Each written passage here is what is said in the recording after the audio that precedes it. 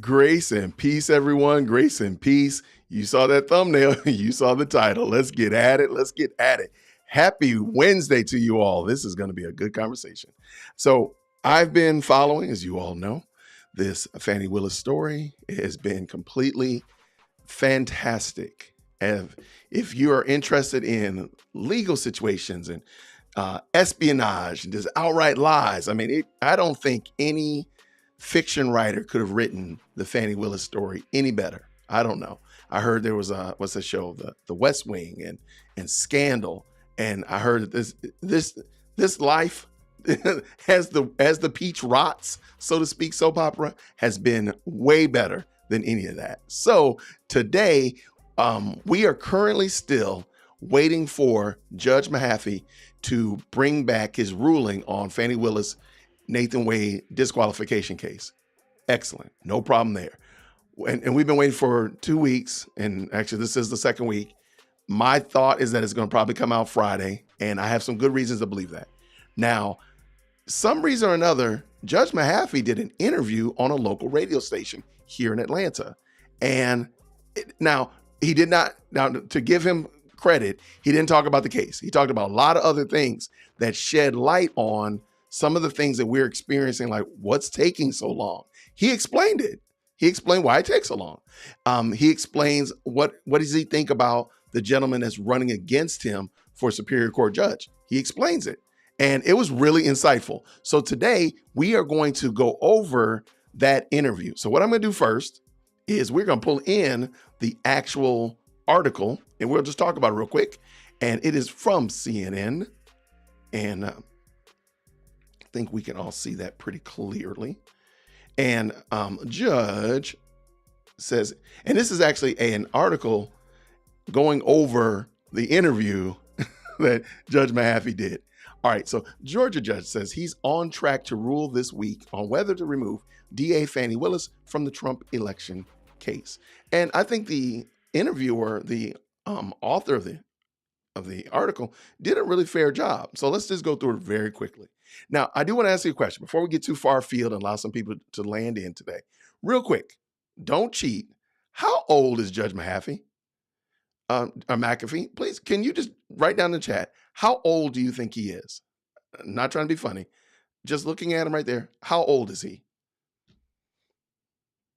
Let's see. I know, so I'm not going to put in the answer. But how old is Judge McAfee?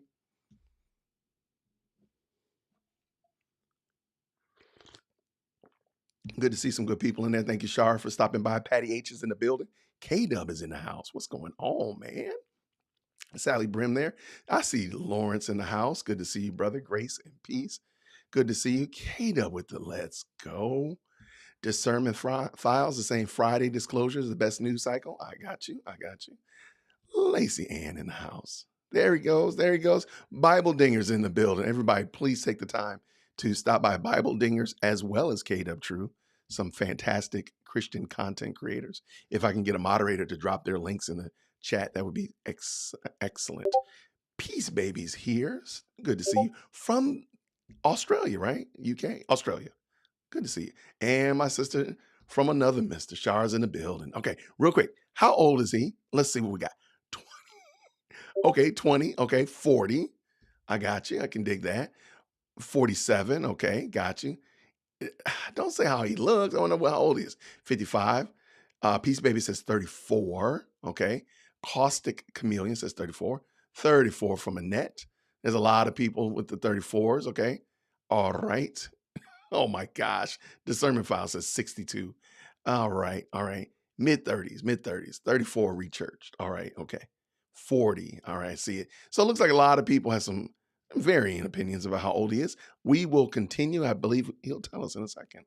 The presiding judge in former President Donald Trump's Georgia election subversion case says he is on track to order this week on whether to disqualify Fulton County District Attorney Fani Willis. Zoom in just a little bit, maybe a little less. Okay. In an interview last week on WSB Radio in Atlanta, shout out to WSB Radio, to discuss the challenger he will face in his reelection bid. Fulton County Superior Court Judge Scott McAfee briefly spoke about Willis and his presiding over whether to remove her from the prosecuting Trump and the remaining co-defendants. He gave himself, I gave myself a deadline because I knew everyone wanted an answer. And I'll tell you that an order like this takes time to write, McAfee, or rather Mahaffey, said in the interview. Okay. So I already know right here, and I kind of figured as much, that he was taking his time because everybody's going to be scouring this. I know this crazy Yahoo over here at Whitaker Park is going to be doing it for sure. I'm going to read that. I ain't never read a legal brief all the way through, but I'll be reading that one. So I believe that he's taking the time because he realizes that everybody's going to be looking at this. Everybody, not only just here in Atlanta, not only in Fulton County, but dare I say nationwide, globally, everybody's going to be looking at this. I mean, this is as the peach rots. Everybody's involved in it. But let us continue. There is a lot that I have to go through. And so I've had, and again, I'll emphasize this, I've had a rough draft in an outline before I ever heard a rumor that someone wanted to run for this position. So that tells me that the judge already knew what he was going to say well before we got here. So the result is not going to change because of politics. So whatever, I believe, when they closed up the books in that closing argument, he already knew what he was going to say. He already knew it. Let us continue. So let us continue. I'm calling as best I can, and the law as I understand it. So I still feel like I'm on track to having that done by the deadline that I put on myself. Okay, so here's a question that a lot of us thought about, and I'm guilty. My name is Jason. I'm a pre-K law student, okay? Okay. I was thinking that he was doing nothing else but deciding on this case. And down in the chat, let me know, did you think that as well? Like, this is all that Judge McAfee was doing? Writing his decision about this case, the Fani Willis disqualification case. That's what I was thinking he was doing. He had nothing else. I hate to say nothing else to do, but that's all he was doing. Did you all feel that as well? Or did you know ahead of time that, hey, Susie Q, good to see you. Good to see you. Did anybody else feel that, or was it just Jason? It's probably me. I see a lot of people still give me his age. I appreciate it.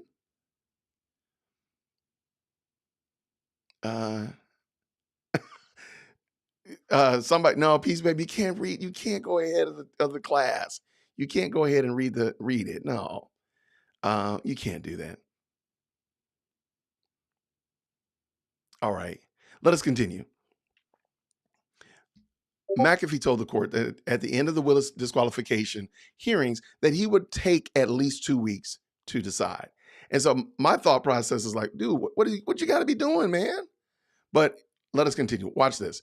Trump and the others in the case are seeking to disqualify Willis after accusing her of financially benefiting from hiring her special prosecutor in the case, Nathan Wade, with whom she had become romantically involved. During the 8-minute audio clip with Shelley Winter show on WSB Radio, shout out to WSB Radio, and in a rare instance, he has spoken about the case. McAfee's talked about how the case has impacted him personally, saying he looks forward to the day when he can speak to his toddler-age children about the experience of presiding over the historical case. What I think about is I got 2 kids, 5 and 3. They are too young to have any idea what's going on and what I do, the judge said. But what I'm looking forward to one day is maybe they grow up a little bit and ask me about it. And I'm looking forward to looking them in the eye and tell them I played it straight and I did the best I could. All right. So that is the summary of his interview on the Shelley Winter Show, WSB Radio. Shout out to them. We're going to listen to it in a second, but I wanted to give you that just to give you a little bit of, how other people are interpreting and interpolating what he said and where they're going with it. Now, in the interview, he actually talks about like his political challenger to the Superior Court and so on and so forth. And I thought it was super interesting. However, before we get too far afield, I want to do something really different. In the last video, the last live, I asked for if anybody could get me some graphics for the As the Peach Rots soap opera. And I got some really funny things, some comical things in my email. However, I got two of them that, my goodness, in the morning, these are fantastic. So I'm going to, let me real quick grab the YouTube channel, because I told them I would actually encourage you all to go to this YouTube channel and to vote which one do you like. Okay. And you've seen them in the chat. It is We Watch YouTube channel. We Watch YouTube on YouTube. That's the name of the channel, which is kind of cool name. And they did these videos for us, and they were excellent. So I'm going to pull it up real quick. I do apologize that I didn't have this ready, and rookie mistake again. But I appreciate your graciousness. All right, I'm gonna drop the link in the chat for you all to check on out, and then we're gonna look at them real quick. I want you to go to his channel and just tell him which one you like most. That's all you got to do. So here they are, right here. All right. And if they earn your like, oh wait, did he give me the link? Oh, he just gave me the link. He didn't give me the videos are not on his channel. Oh, he sent them to me privately. Oh, okay, cool. All right. Well, now we're gonna do something different. All right. But I have the videos here. So let us do this. So the first one, I'm gonna go with this one. I think this one is a hoot. So let me know what you think about this one. Here it comes. Where politics and justice intertwine, a storm is brewing. Welcome to As the Peach Turns. Fani Willis, once a rising legal star, now finds herself at the center of a legal firestorm. Accusations of misconduct and ethical breaches have cast a shadow over her career. As the investigation intensifies, the stakes couldn't be higher. Join us as we unravel the tangled web of power, ambition, and justice in this episode of As the Peach Turns. That was the best. Okay. So that was the first one that, and thank you so much, Susie, for dropping the link to We Watch YouTube's YouTube channel. So that was the first one. Personally, I have my own bias. I have one that I really, really like. And I'm not saying it's the very last one that I put up here, but here goes the other one. Ooh, yeah. As the peach turns, all the drama unfolds. Secrets and scandals, stories untold. Hold on to your seats, it's gonna be a wild ride. As the peach turns.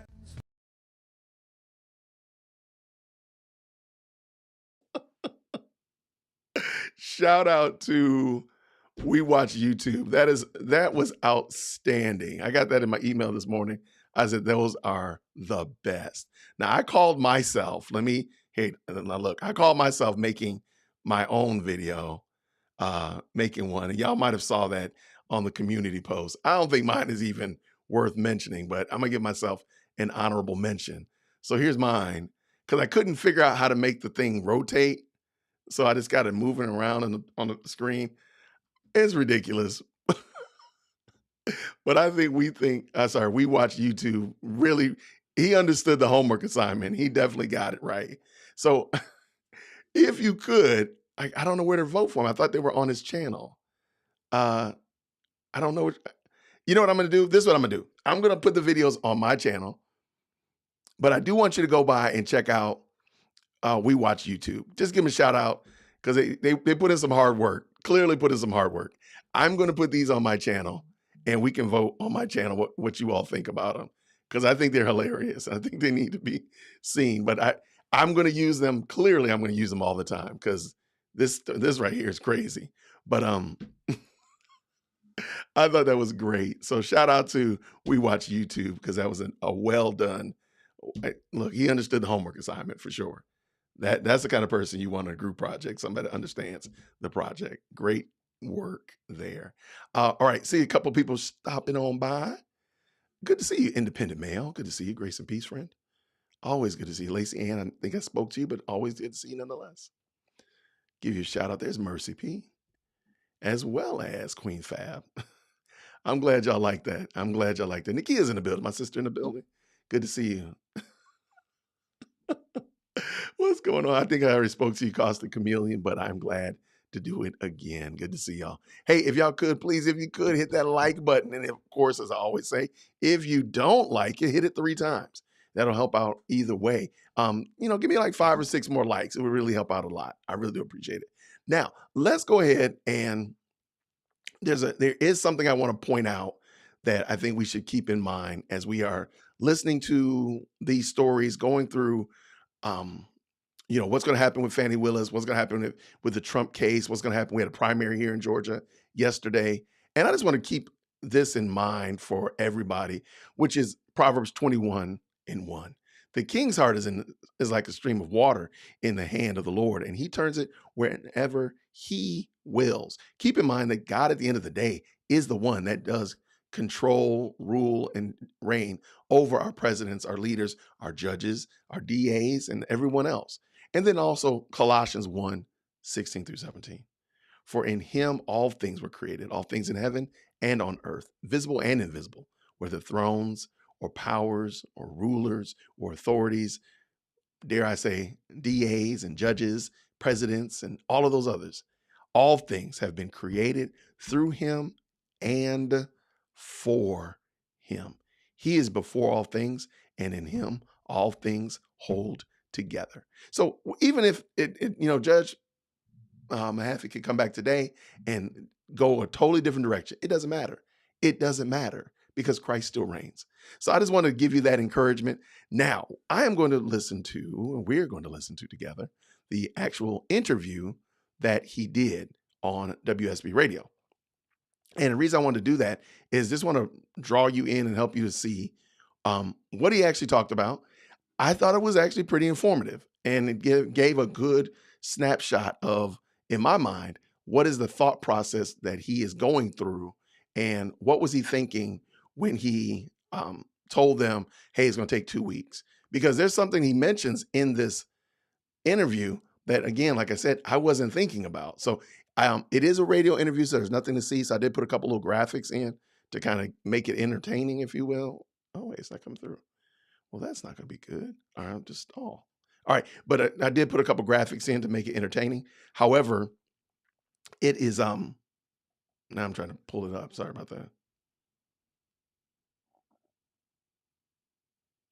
Why did it not pull in?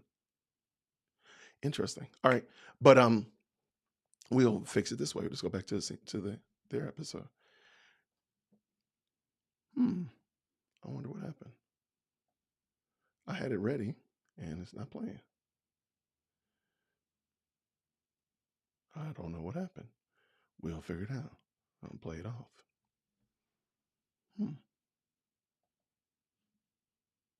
Got it. Technical difficulties are one of the things you must embrace when doing something on a live stream. All right, let's get this together.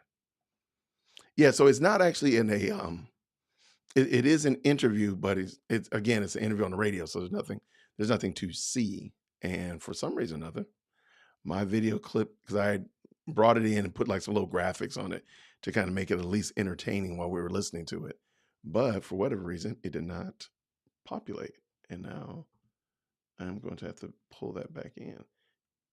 Thank you so much, Kate. Help a brother out. Get those likes up. Help me out here. Help me out here. Help me out. Appreciate you, brother. And let's go pull this in. Why is it doing that? All right.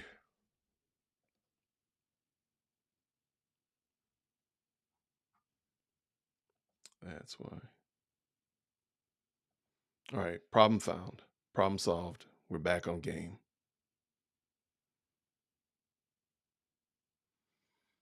Sorry about that, everybody. I do apologize for the rookie mistake. I'll explain in a moment what I did and why I made that mistake. I see it.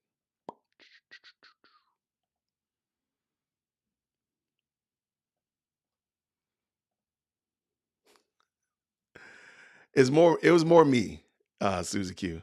It was more me. I have to admit, I botched it up. Oh, you know what? Before I had the video ready. Now I found it. I got the video ready. Okay, I do have to admit something else.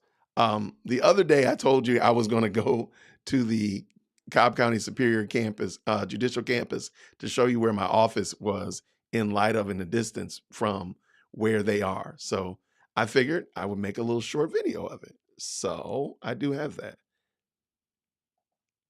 All right. I don't know what's wrong with me.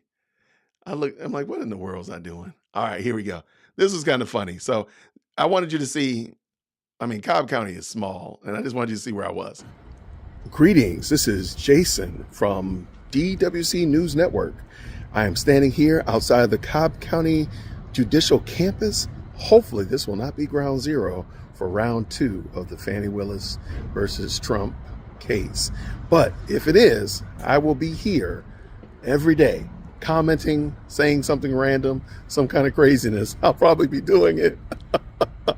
Oh my goodness. I hope it is not the case. Please, Lord, don't let that be the case. But anyway, yeah, this is where it will probably be moved to, Cobb County Superior Court. If that be the case, if they decide to pick it up, that would be where it would be. And I will show you where my studio is. 1 second. All right, I gotta repent. I realize that it's not really a whole 2 blocks.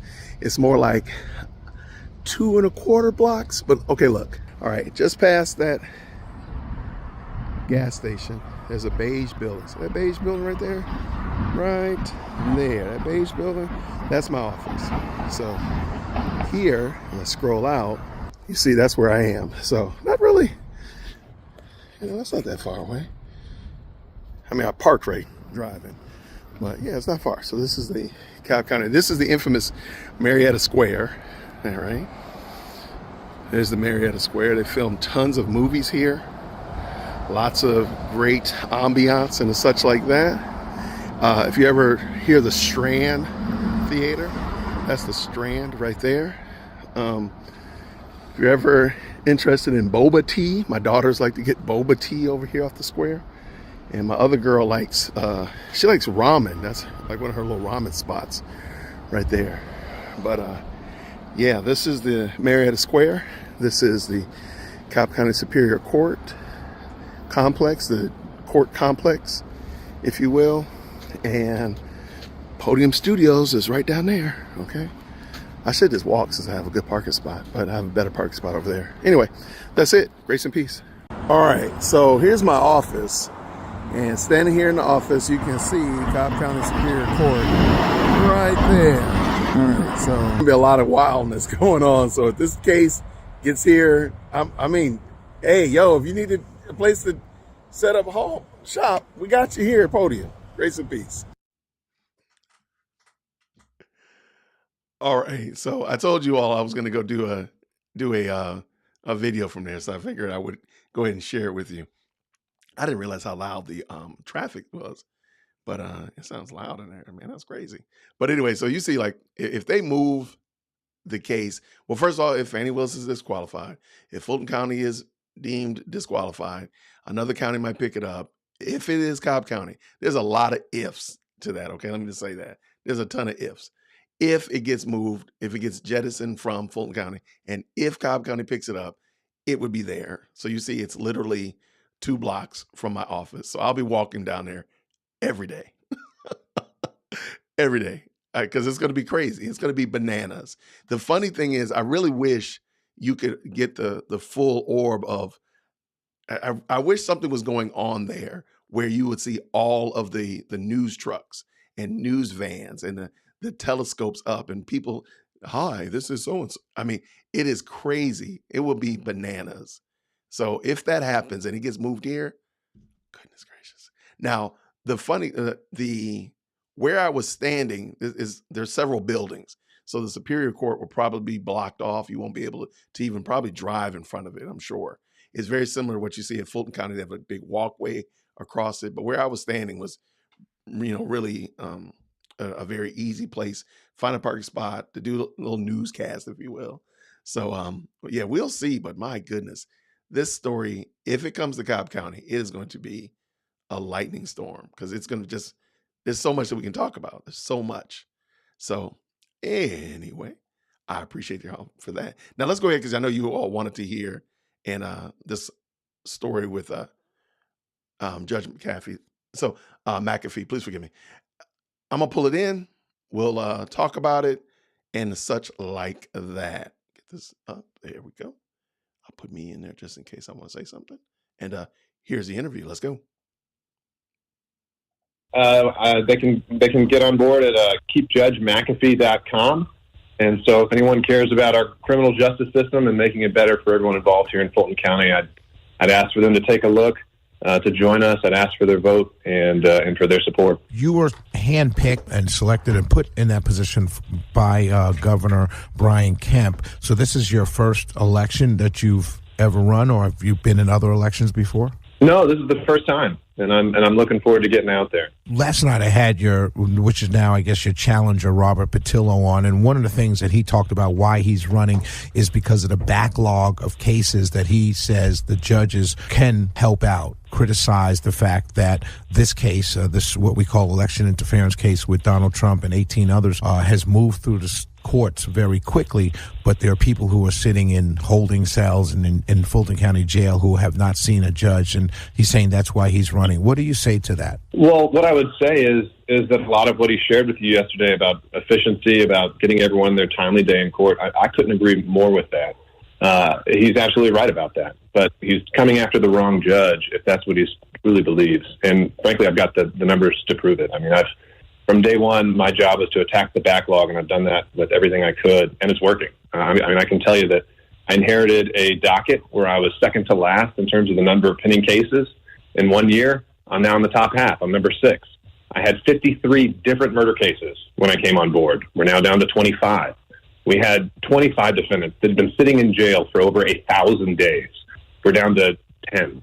So we have been attacking this backlog with everything I've got. And we've been just doing jury trial after jury trial. When you reached out to me yesterday, I just wrapped up another murder case.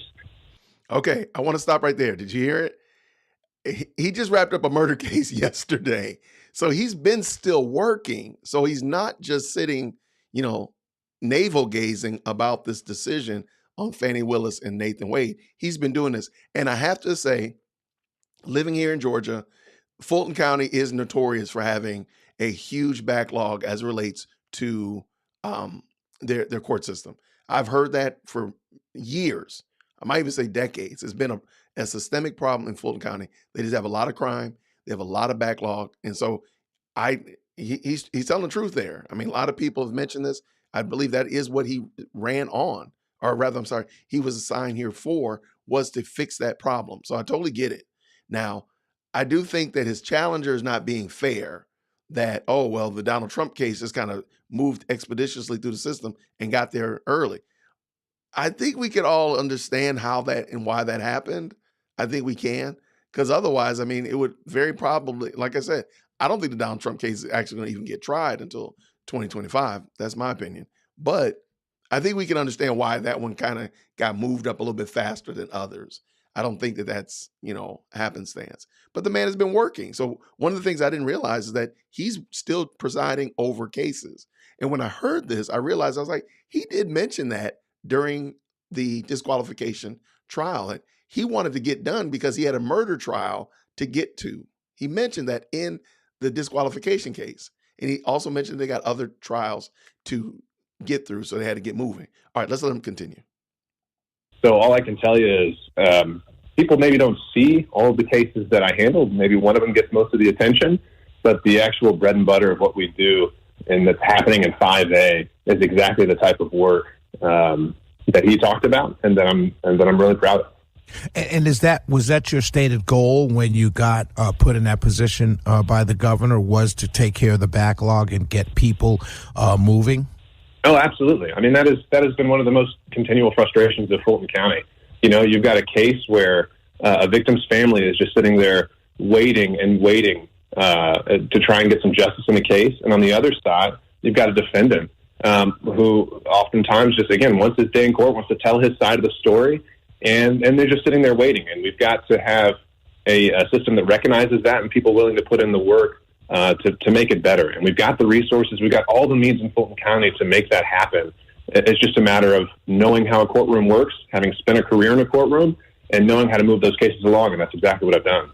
One of the other criticisms that Mr. Patillo logged last night was the fact that many judges come from the prosecution side, and so you, as a defendant, you're up against two prosecutors in effect. What do you say to that? So, certainly he's right that a lot of judges do become or start out as prosecutors. I certainly spent plenty of time as a state and federal prosecutor. And a lot of, when you're looking at someone, and a lot of what that job is, prosecutor's job that's done well, is almost quasi-judicial, because you're not just looking out for your own case. You're not winning at any cost. It's about justice over convictions. So oftentimes as a prosecutor, I was looking after the defendant's case because I didn't want it to get overturned on appeal. So that mindset as a prosecutor, like I said, that's why I have hope that he knows what he's going to make the right decision, because he said, I don't want it overturned by appeal. So he's been a prosecutor. It's not just he's just some yokel-local in traffic court being brought into here. He knows what he's doing. So therefore, I felt like, okay, he knows what's hanging in the balance. Somebody said right here, peace, baby. He's got a responsibility on his shoulders. He understands the ramifications of this decision. So again, it's justice over what he feels. I felt encouraged. Let's keep it going. It's very similar in some respects to what you're doing as a judge. So that transition from a prosecutor to a judge, the right kind of prosecutor, is one that I think is very much speaks to what a judge is supposed to do in terms of seeing the bigger picture. And it's one I've tried to apply in every case in terms of approaching a case from a perspective of allowing both sides their a fair day in court. So I certainly think he's entitled to that perspective. But when you actually look at the work I've done, I think you'd be hard-pressed to find any attorney who's tried a case in my courtroom who didn't think they got a fair day in court. We're on the phone with Judge Scott McAfee, Fulton County Superior Court Judge, and has a challenge for his election, and that election is in May 21st. Let's go a little bit to the big election interference case. I do have to ask you this question. Do you feel that Patillo... Okay, so before he gets into that, I want to give him credit. He does not get into the case, even though the interviewer is going to try to get into like some details about it. I think he understood the homework and he does it correctly. So let him tease it out. Patillo's run is being backed by Fani Willis, which a lot of people on my side of the fence and a lot of people I've spoken to feel that this is a pressure campaign to force you to, and I'm doing air quotes, do the right thing or make the right decision. Do you feel that way? No, I couldn't tell you that. And I haven't met him. I haven't seen him around the courthouse. And like I said, I think he seems sincere. So I'm not the type that I'm going to presume the worst of that sort. And I'm not one to jump at conspiracy theories like that. And the biggest thing that I wanted to come on and make sure I told you today, that even if it is, it doesn't matter, because it is absolutely not going to play into my decision in any way. No job is worth my integrity. And, when you ask that question, what I think about is, I've got two kids, 5 and 3. They're too young to have any idea of what's going on or what I do. But what I'm looking forward to one day is maybe they will grow up a little bit and they ask me about it, and I'm looking forward to looking them in the eye and telling them I played it straight and I did the best I could. Wow. That's a strong, I'm editorializing here. That's a strong answer right there. And I know it's true. So on that side, can you tell us, I have got to ask this question also, can you tell us, are you any close or anywhere closer to that 2-week decision on the election interference? Are we closer to that? Are we sooner than 2 weeks or outside of 2 weeks? How are we looking? I gave myself a deadline because I knew everyone wanted an answer. And I'll tell you, an order like this takes time to write. There's a lot that I have to go through. And so, I'll emphasize this. I've had a rough draft and an outline before I ever heard a rumor that someone wanted to run for this position. So the result is not going to change because of politics. I am calling it as best I can in the law as I understand it. So I still feel like I'm on track to having that done by the deadline that I put on myself. Today, the news broke that the Fulton County Commission dropped any ethics hearings with a DA against DA Fani Willis because she's a constitutional officer. That was one of the arguments waged by the defendants when you had the hearings. Does that change anything based on your outline and what you've been thinking about in your decision? Well, Shelley, unfortunately, I think that's where we start dipping into that realm of commenting on a pending case. No problem. So those judicial ethics prevent me from doing that, but maybe we can sit down many years from now and have another conversation about it. No problem. I had to ask. He tried. Nobody got time for that. He tried. He did. Bless his heart. But that was Judge McAfee giving an interview. I thought it was actually informative, and it helped shed light on some of the things that we've heard, some of the things we saw. We were wondering ourselves. Like, I really thought he was doing nothing.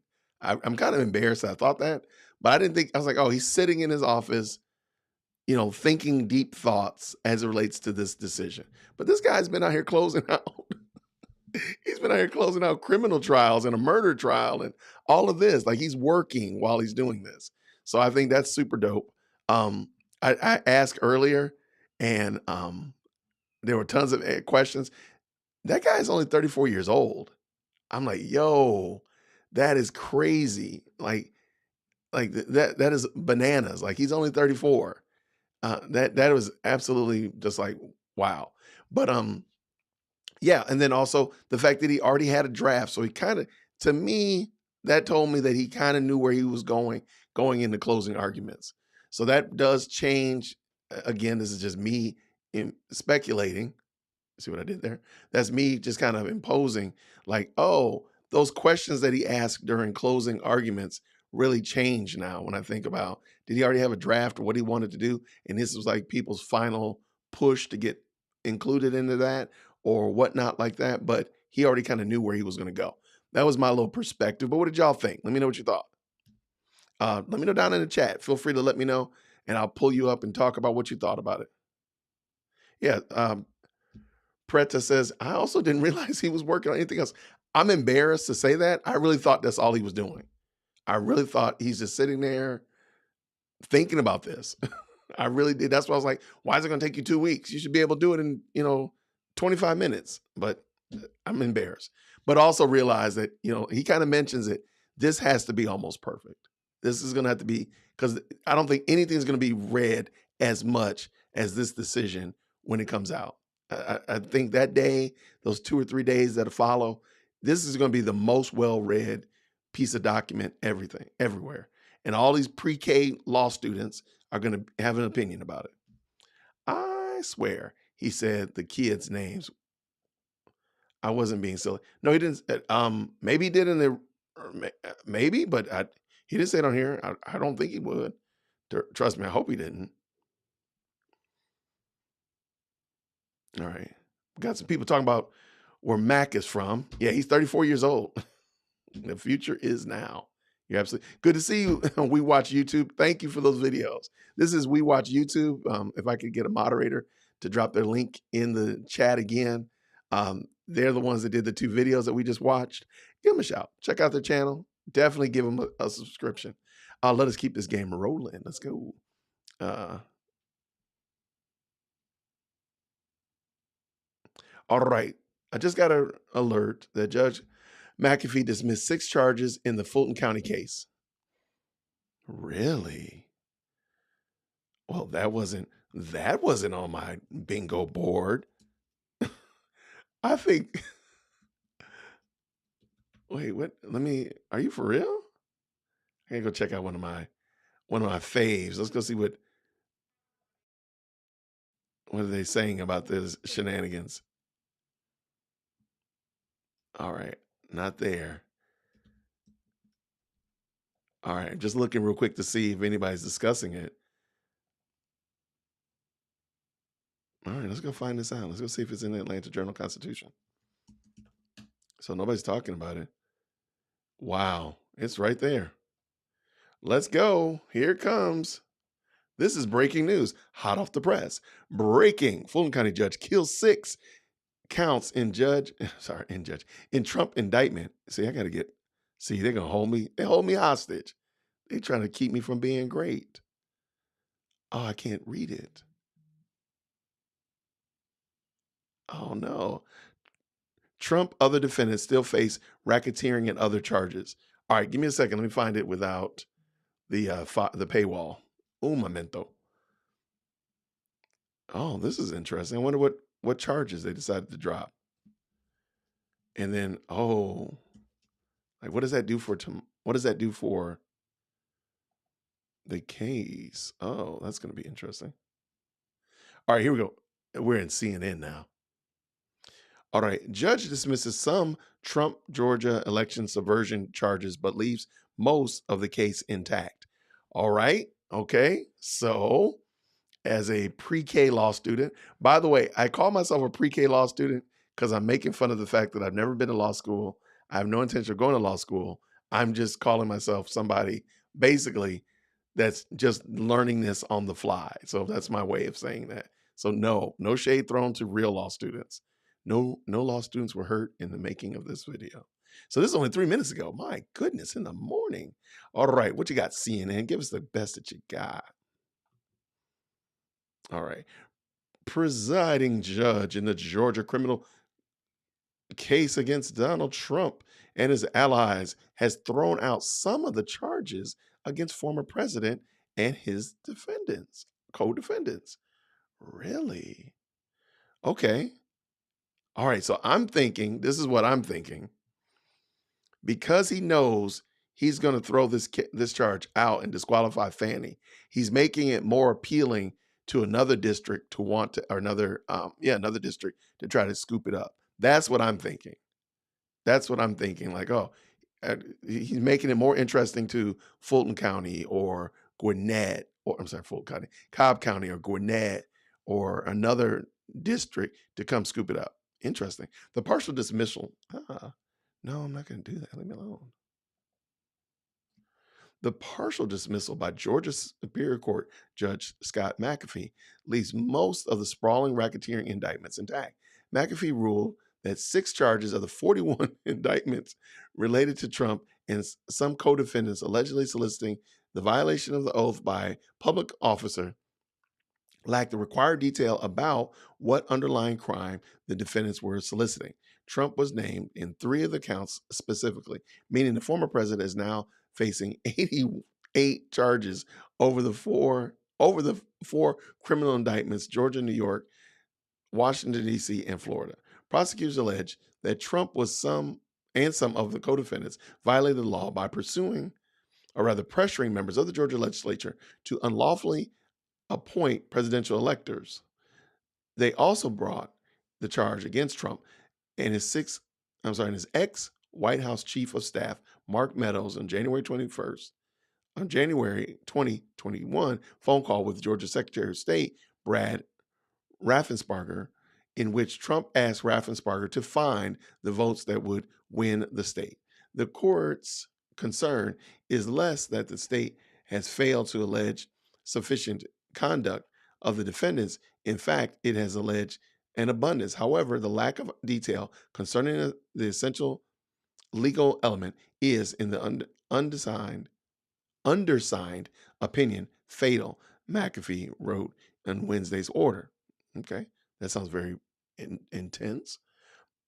As written, these 6 counts contain all the essential elements of the crimes, but fail to allege sufficient detail regarding the nature of their commission, i.e., the underlying felony solicited. McAfee added they do not give the defendants enough information to prepare their defenses intellectually, as the defendants could have violated the Constitution and thus the statutes in dozens, if not hundreds of distinct ways. Though he threw out the solicitation of violation of oath by a public official charge, McAfee said that the alleged conduct that was the foundation of the charge could still be relied upon by prosecutors as part of a larger racketeering charge that is in the heart of the Georgia case. This does not mean the entire indictment is dismissed, he wrote. Okay, I can dig it. Okay, unforced error by prosecutors. I told y'all. CNN senior legal analyst Ellie Hong said the ruling is an unforced error by prosecutors and an undeniable setback. To me, this is part of the problem. Fulton County, I mean, they just keep making unforced errors. And I think she must be following my channel because I said that. While most of the charges remain intact, the judge has thrown out 6 charges for being legally defective, Hong said. Essentially, prosecutors charged Trump and others with asking Georgia officials to violate the Constitution, but the prosecutors failed to specify any underlying constitutional provision. Michael Moore, a CNN legal analyst and former U.S. attorney, said McAfee's actions may mean the judge doesn't think the case will go to trial this year. I told y'all. I told you. I don't think it will. I don't think it will. And I think it's going to end up going to he's trying to make it a little bit more appealing to another district to scoop it up. All right. Because also, whoever it is going to have to be able to financially foot it. So, but let us continue. This is a standard motion from the defense, but it puts another cut on the case. And cases like this one often can suffer death by 1,000 cuts. Moore said it was interesting that the judge made room for the possibility of an appeal by the state. I don't think he is expecting the case to be tried this year. The new ruling did not address the ethics allegations brought against Fulton County District Attorney Fani Willis by the defendants. McAfee has pledged to issue a ruling on the issue by the end of the week. So we got 3 days, today, tomorrow, and Friday. CNN has reached out to the district attorney's office for comment. The story has been updated. There we go. Wow. Okay. That's going to be very interesting. I don't know how this is all going to play out. I don't know what happened there. What in the world? Earl of Pearl. Is that Meta? Okay. There we go. Right there. All right. Block that. We don't need Meta. Put Meta Business. All right. That's going to be wild. That is going to be wild. You demoted from kindergarten to pre-K. Look, Regina, I know nothing about law. Okay. Let me just tell you the truth. I know nothing. So pre-K, kindergarten, look, I'm in the toddler room for sure. I'm learning this as I go. Grace and peace, JT 2000. Yeah, he has the authority to drop charges. Absolutely. I do think they went big and just threw out so many charges against everybody they could. They're probably going to charge me for something. I mean, I think they just did that in order to bolster their case. So they knew that they're going to lose like 80% of it. But if they throw out, 10 charges, if they throw 10 charges against you and they're going to get rid of 8 of them, then at least they know 2 of them are going to stick. That's what I'm thinking. But because some of those charges are kind of wild. If she wants, she absolutely can. She can appeal it. I think the problem is that's only going to slow down the process. That's why I'm saying I don't believe this case is even going to, if it does get to the place of being tried, it won't even be until 2025. I know that's crazy, but yeah. I think we're on the same process. Lacey Ann, absolutely. All right, so you think that he's not going to disqualify her, but he's going to dismiss some of the charges. Okay, I can dig it.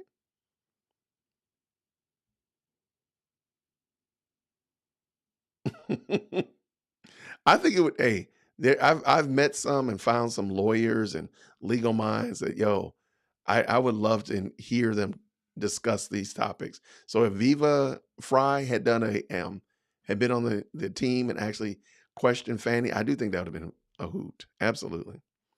You know what else would be a hoot? If you hit this like button. Can I get like 5 more likes? Can I get to 530? Or 6 more likes, please forgive me.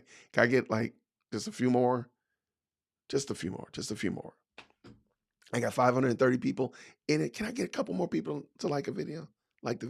And even if you don't like it, you're not finding value, hit the like button 3 times. McAfee disqualifies Willis. It all goes away anyway. Not necessarily, Griff, MG. What'll happen is, I think you are in the United Nations. I'm sorry, UK. I think you are. But if Fulton County, we have counties. So here we have counties and we have cities. I'm talking about Fulton County, which encompasses Atlanta, which is one of the more popular cities here in Georgia. So Fulton County, during the election process of 2020, they brought up charges that Trump had violated several laws, and that's the alleged election interference case. So Fulton County charged Trump against that. Cobb County, Gwinnett, Austell, Fayetteville, DeKalb, none of them did, but Fulton County did.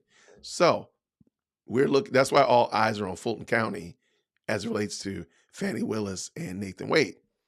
Now, let's say that for whatever reason, most people feel like if Fani Willis, who is the head honcho of the Fulton County judicial process, if she gets jettisoned, her whole office should be jettisoned. So that means all of Fulton County would not be able to hold this against Trump, if I'm understanding this correctly. So the argument is that if he disqualifies Fani and Nathan, her whole office is disqualified.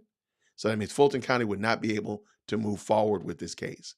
So it would be up to one of the other districts or other counties to want to pick this up. So Rockdale or Butts County or Tyrone or Tifton, wherever. I mean, one of those other counties or Cobb would have to say, yeah, we've reviewed this information that they charged this person with, and we'd want to secure it and move it forward. You see this all the time when they change of venues. If a trial is so high profile that they don't feel they'll get a fair hearing in a place, they might move it from one place to another in order to give them a fair hearing. Maybe it's somewhere that hasn't heard so much about it, or maybe it's a big name or whatever like that in this town or whatever. So if I'm understanding correctly, that's what the whole deal is. So he wouldn't get jettisoned out primarily, but if they get disqualified, if I'm understanding correctly, again, I'm a pre-K law student. I know nothing. Okay. If Fulton County gets disqualified and nobody wants it, there's going to be a problem. But if Fulton County gets disqualified, and let's say Cobb County, that's why I keep talking about Cobb County, because I live in Cobb County. And Cobb County looks at it and says, ain't nobody got time for that. They can completely dismiss everything. If they take it and say, yo, yeah, ain't nobody got time for that, and they just dismiss the whole thing, it's a wash. It's done. It's over. So I could be wrong. And I've had several people in my comment section, breaking things down that I misunderstood, so on and so forth. And I do appreciate those comments. Thank you so much. So that's how I understand it right here, Griff MJ. I don't think it just goes away. There's a couple more steps into it. But I think you can see why I say if Fani Willis and Nathan get disqualified, this case, there's no way it's going to get tried until 2025, because it's going to have to go to a whole new, you're going to have to find another county, another district that wants to take it. They're going to have to review the data. They're going to have to say these charges are valid. We don't have enough information for these, so on and so forth. It's going to be a mess.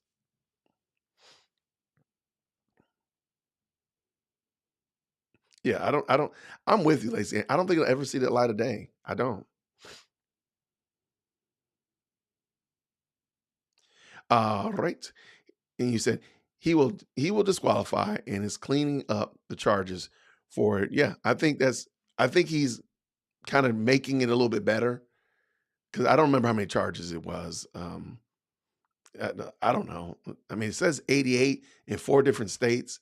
So let's just say for easy math, is 22 charges per state. Okay, there's 4 states, 22 charges, 88 total. Okay, so he's probably trying to clean it up so it looks a little bit more appealing.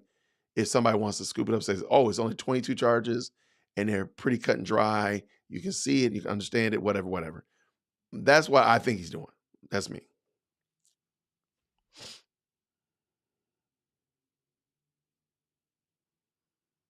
And Queen Fab is probably right.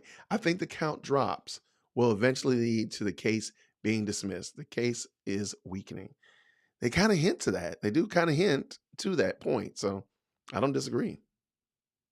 Fine can mean many things. It doesn't necessarily mean anything nefarious, and that's Patty H. But in these people's mind, it always has to be the worst thing that you say. I mean, the worst thing possible. So if there's degrees of definitions of a word, what is the definition that is the most egregious? That's what you meant. So you can't just mean cool, as in like something your plate of food is no longer hot. It has to mean something nefarious.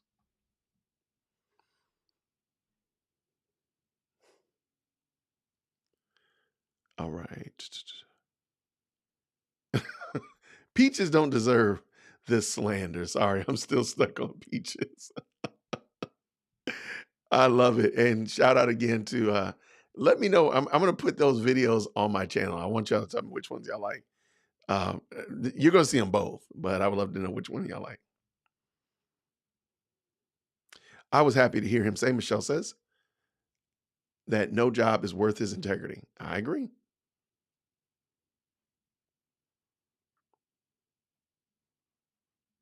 All right, what analysis? Chris gave a good analysis, and I want to see what that was. Okay, is this you, Chris? No, it's not Chris. Which one was it? I might have missed it.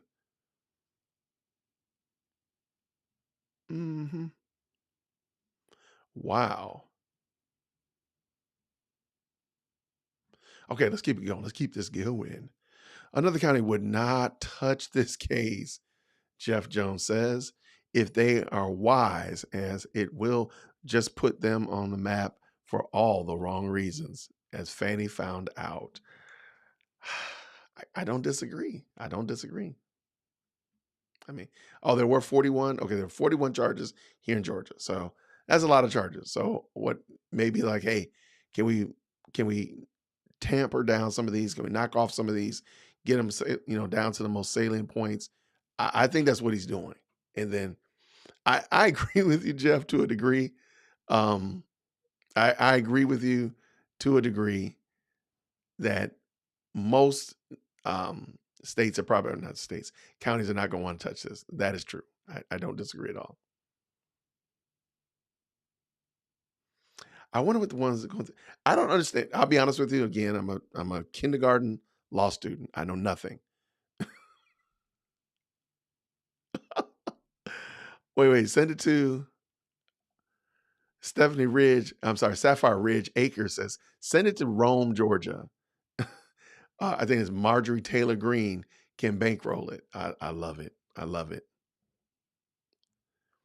Yeah, I don't see why he wouldn't. That's like, since we're talking about it, I don't know how. You know what? We watch Christian. You know what? I just thought about something. I can do a poll right here. Thank you so much. So we watch YouTube, is a great channel, and I ask for somebody to give me a graphic for this daily drama that we call As the Peach Turns. And we watch YouTube, did a great job, and I just remembered that I can do a poll. So let me do that. I think that'll be fun. And if you did not see it, I'll bring the videos back in. We'll watch them again because they were the best. So real quick.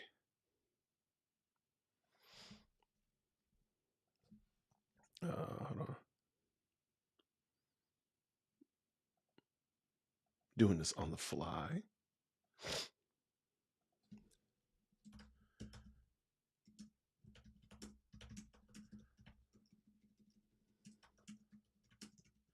I'm going to ask, which video did you like most?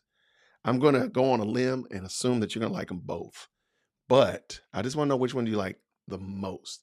One of them is formal, I guess kind of formal, then the other one has like a peach on it. So we'll go start with the first one, and here it is. In the heart of Georgia, where politics and justice intertwine, a storm is brewing. Welcome to As the Peach Turns. Fani Willis, once a rising legal star, now finds herself at the center of a legal firestorm. Accusations of misconduct and ethical breaches have cast a shadow over her career. As the investigation intensifies, the stakes couldn't be higher.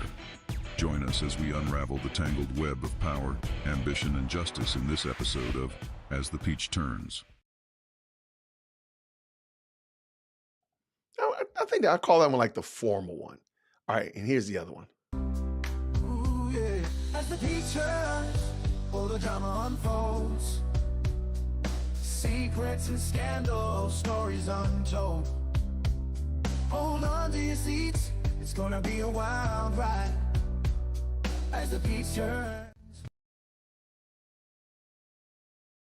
I love it. So I just dropped dropped the poll in the chat. So the number one is called a newsreel. Thank you so much. We watch YouTube. So the first one is a newsreel type style, which I like that. I like that. And the second one, I'm getting, old school soap opera vibes from the Peach Jingle one. So the first one is called, let me do that. So newsreel and Peach Jingle. Can I change this? Can I edit this now? I cannot. Here, let me redo it. Let me redo it. All right, let me do it. Because now I have formal names for them. I should have done that. I should have asked you for that.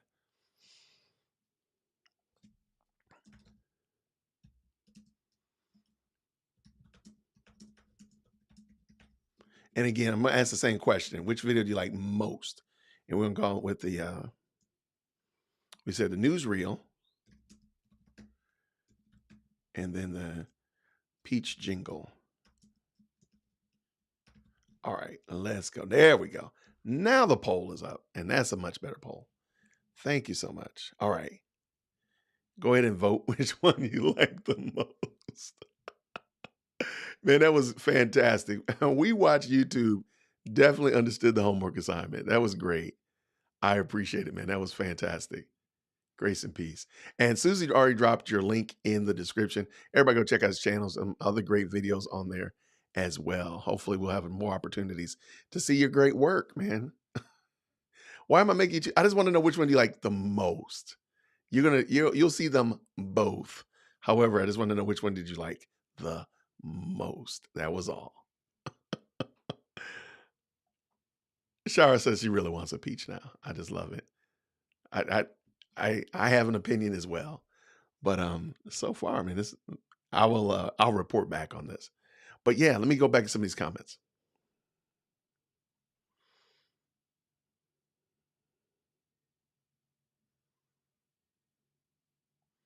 Appointed and was present for a special grand jury, and the grand jury, the only remedy is dismissal. Okay. Yeah, there's a lot of things as we've heard this now. There's a lot of things that just sound like missteps. Sounds like just as unforced errors that I don't think they're going to get over those humps without a lot of pushback. So I'm kind of with you there.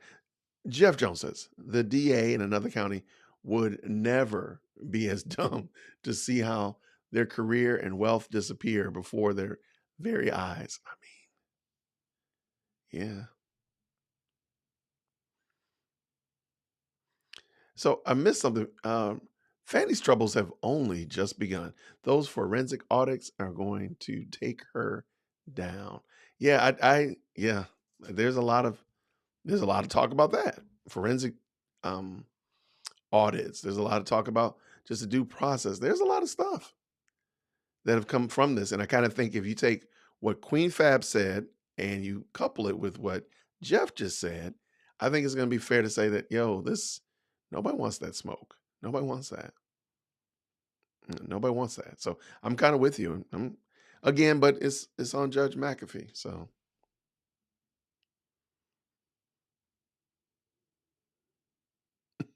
now everybody's talking about peach cobbler. I love y'all so much. It's the best. All right, let me see. Yeah, I think I got everybody's comments so far. And at the current moment, let's see how this vote is going. Yeah, the peach jingle is currently, the newsreel is currently winning. Please forgive me. I like it. Okay. Okay. I see y'all. Yeah, at the current moment, newsreel is 54. Peach Jingle is 64. I'm sorry, 64. Good gracious. 46. Math is hard. Pre-K law school. I just don't understand why a DA thinks they have the power to prosecute presidents. Yeah, I don't know. I mean, but in the world that we're in today, it clearly is acceptable behavior. So, oh, thank you for the super chat. Thank you so much, Scarlet Damsel. Grace and peace. Thank you. Hi there, sir. I'm new to your channel. Well, thank you so much. I'm glad to have you. Thank you so very much. Appreciate you. Thank you so much. All right, let's get here. Any other good commentaries? So I think the overall opinion, California Human, good to see you. Always good to see you. I think the overall opinion is that I feel comfortable that whatever Judge McAfee does, I think he's making a decision based upon the evidence that was presented. I interpret it. Again, my name is Jason. I'm a kindergarten law student. I know nothing. The information that was shared and the disqualifying trial, in my estimation, was very strong on one side. In my estimation, it was extremely weak on the other side. And listening to other people pontificate on it, even people that were pro Fani Willis had to admit that those closing arguments and her argumentation wasn't the strongest, that it was outshined by much more clear, much more eloquent lawyers. That doesn't mean that they're right. It just means that, from my understanding, I feel like the other team did, in fact, give a much more cohesive argumentation. But then also looking at the evidence, I feel very comfortable that the evidence did prove what was brought into the case, that Fani Willis and Nathan Wade should not be responsible for this case. That's just it. Because it does, in fact, I do believe it creates not only an appearance of a conflict of interest, but I believe there is a real conflict of interest. I know there was a question that I got in one of the videos. I don't remember exactly which one it was. I had said that the law did not say that it required a actual conflict of interest. I don't know if I was right in saying that. So I didn't go back and look. I took the person at face value. I think that's what Abate was attempting to articulate in his closing arguments. It just wasn't very clearly articulated. I think that that was shown by the fact that Judge McAfee pushed back so much on that. I still think that there was enough evidence to that point. As I mentioned before, you would definitely want somebody who doesn't have this baggage trying to prosecute a case of this magnitude and this level. And we already know the baggage, so therein is the problem. So that's just my little 2 cents. So I'm looking forward to it no matter what. I'm telling you right now, if Judge McAfee says that, you know what, Fani is as pure as a fresh driven snow, I don't care. That story is going to be even better. If he says, Fani, you got to get up out of here, I don't care. It's going to be fantastic.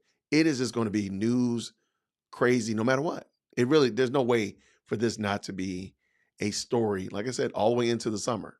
I think we're going to be still talking about this well into the summer, especially if they try to appeal. If there's an appeal process, it's a wrap. Because whoever loses is writing their appeal right now. They already have an appeal. They already have a victory dance or victory speech already written.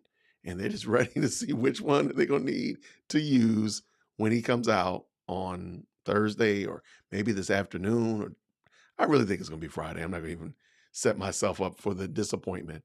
I do believe it's going to be Friday. Yeah, there's no snow in Georgia, but I mean, it has snowed in Georgia. I just not going to hold my breath that it will snow in Georgia.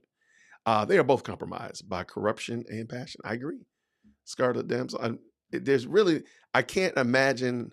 And I think one of the issues that I have, the biggest issue, is that people would not argue like this really in any other form or fashion. I just don't think anybody else would argue like this. If your spouse was involved in this, I don't think anybody would argue like they're arguing. If you're in your job, I don't know. I don't know anybody that would be like, oh, it really doesn't matter. It's not really sort of kind of maybe. I just don't hear anybody else arguing like that in real time. Now, granted, people could. There are some really loud birds outside my window. People could, of course, of course, of course. But it just doesn't seem like in real time, like people would really, truly argue like this for any other reason but for politics. Once we get into the realm of politics, common sense just goes out the window like these birds outside my window. And it just gets crazy. Like, what in the world? But that's kind of the reason why I even do these discussions and talks, is because I kind of want us to remain like, hey, sober-minded about this situation. One, remembering that God is in control no matter what. So whoever is elected president, whoever is deposed from president, whoever, all that, like the Lord is in control of all that. But even more than that, like, why are we arguing like this? Why are you making these types of argumentation? That's horrible argumentation. You know that's terrible. You know that's terrible. You would not be that willy-nilly any other way. And I just don't think that, I don't think we're thinking. So I want us to be, first of all, be gracious. Because I was like, when I saw Judge McAfee, I was like, you know what? This is a guy. This is a human. He's got 2 kids, just like I got 2 kids. He has more hair than me, but I mean, you know, whatever. But I'm like, this is a human. You know, at the end of the day, Fani is a human. So is Nathan, definitely Terrence. And they need Christ, but they also need a level of grace from us. Because I mean, sure, they are low down, dirty scoundrels. You're probably right. So is Trump. Trump could be a low down, dirty scoundrel, and you're probably right. But they're humans, though, at the end of the day. And I don't think we should ever get to a place within reason. I mean, I don't think we're even there in these discussions where a person is completely just do away with them. I think we should be careful with that. I mean, I just think we might be going a little bit too far. Like, let's take it down a square. So, and then, hey, if I'm telling you right now, if they come to Cobb County, I'm there. Oh man, that would be great. There's some great restaurants. I'm gonna be eating lunch in the Marriott Square every day. If that case gets kicked out, oh, and it's gonna be summertime. We're going into springtime now. Oh, it's gonna be crazy. Oh, please let them come to Cobb County.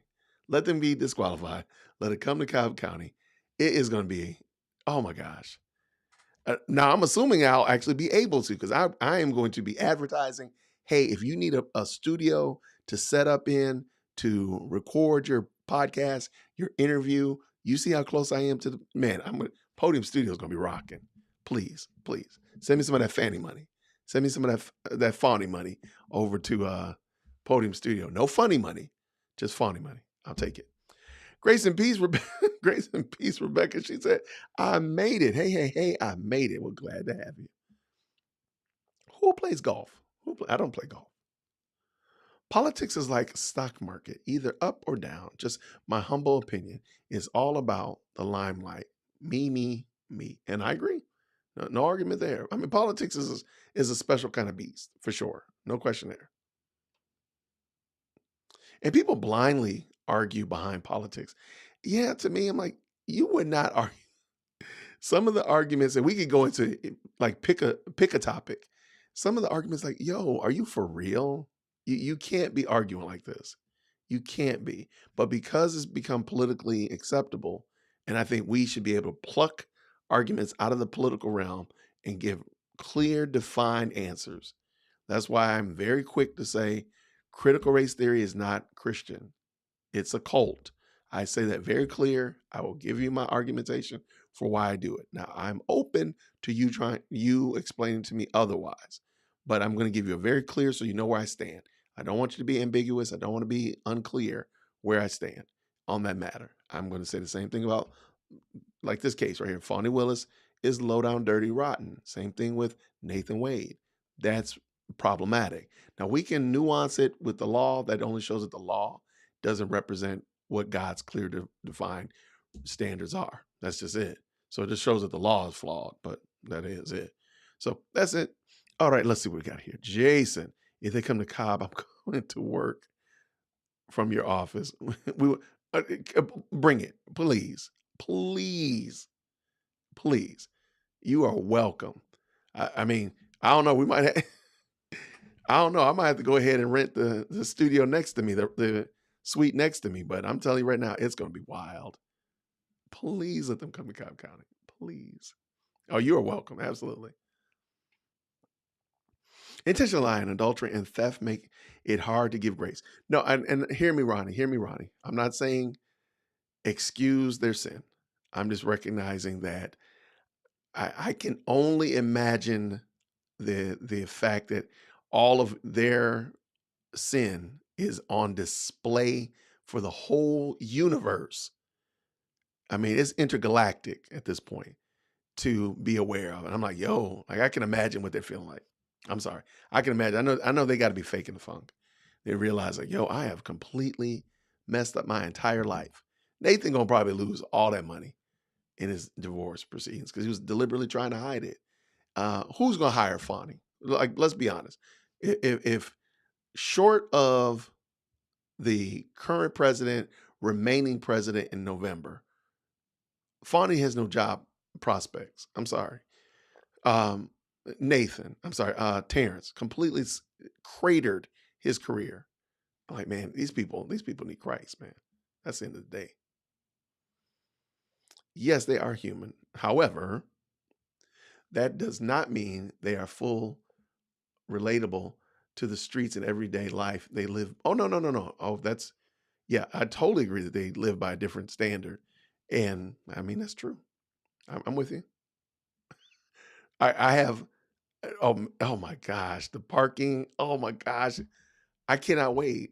It's going to be a mess because I'm going to ride my bike to the office. I'm riding my bike. I'm going to get slim and trim during this. Shoot, you can have my spot. Absolutely.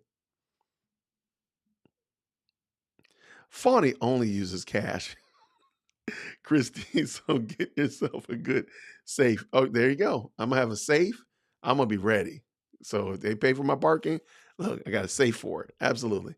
Thank you for the super chat, Rebecca. Grace and peace. Let's see what we got here. It would be so visually corrupt to not only the American people. How could he not disqualify her? I mean, that's my understanding. And that's why I said everything I saw helps me to make that same assessment, Rebecca. There's no reason to, everything I saw lent itself to that assessment. So I'm trying to understand, and I don't see it going another way, but we will see when he finally decides. And I'm kind of stonewalling just in case he decides to roll out the thing today.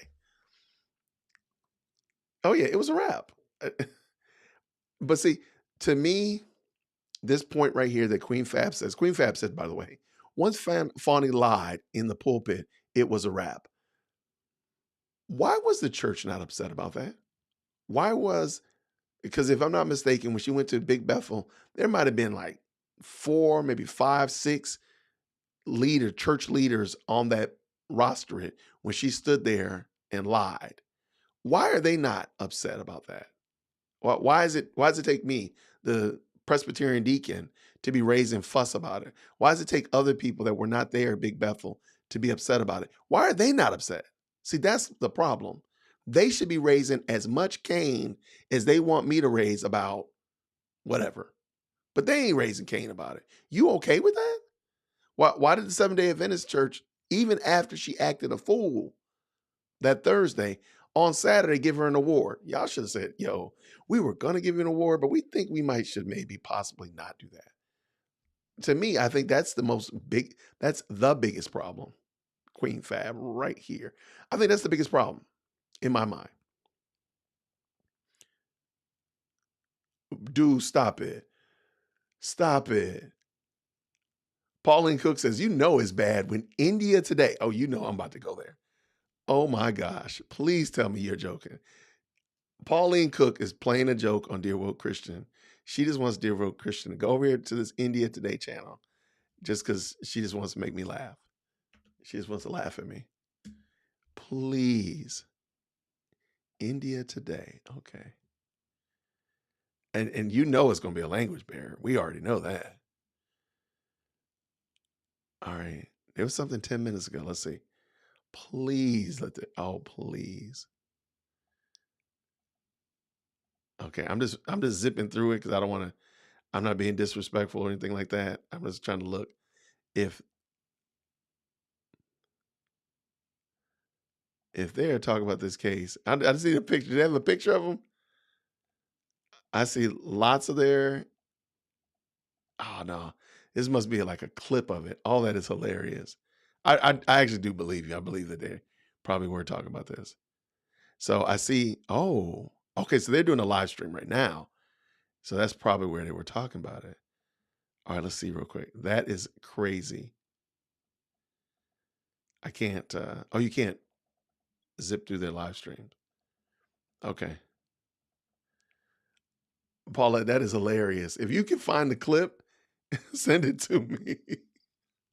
I mean, but that's why we've been talking about this. Like everybody's looking at this case. This is not an isolated case by any measure. This is a global case. This is where were you at 9/11? Where were you at the O.J. Simpson trial? Like that's where this is getting this. That's where this is going to be in the conscience of society. Like, where were you at 9/11? Where were you when the O.J. Simpson trial results came out? That kind of stuff. Thank you very much again, Rebecca. Thank you so much for that. Thank you also, Scarlet Damsel, both of y'all. Very gracious, blessing me. Thank you so much. And Susan, that's a great point. Like, I hate it for their kids. I hate it for their exes. People. I'm sure people are bothering Fanny's ex-husband. I'm sure people are, really wanting to get Jocelyn on camera to talk about it. And that woman probably just like, look, I just want a peace in my home and want to take care of my family. Yeah, they're all adults, but I mean, I don't assume that, especially given the society we're in today, I don't assume that every adult is well adjusted. So I'm not going to assume that they're kids. And imagine, like, if you divorced your wife, as soon as you dropped your child off at college, that means that you probably were not on all cylinders before y'all left. So that means that daughter, when you dropped her off at college, I think they dropped her off in Texas. When you dropped her off at college, y'all had been problematic for how long? Years? That's sad.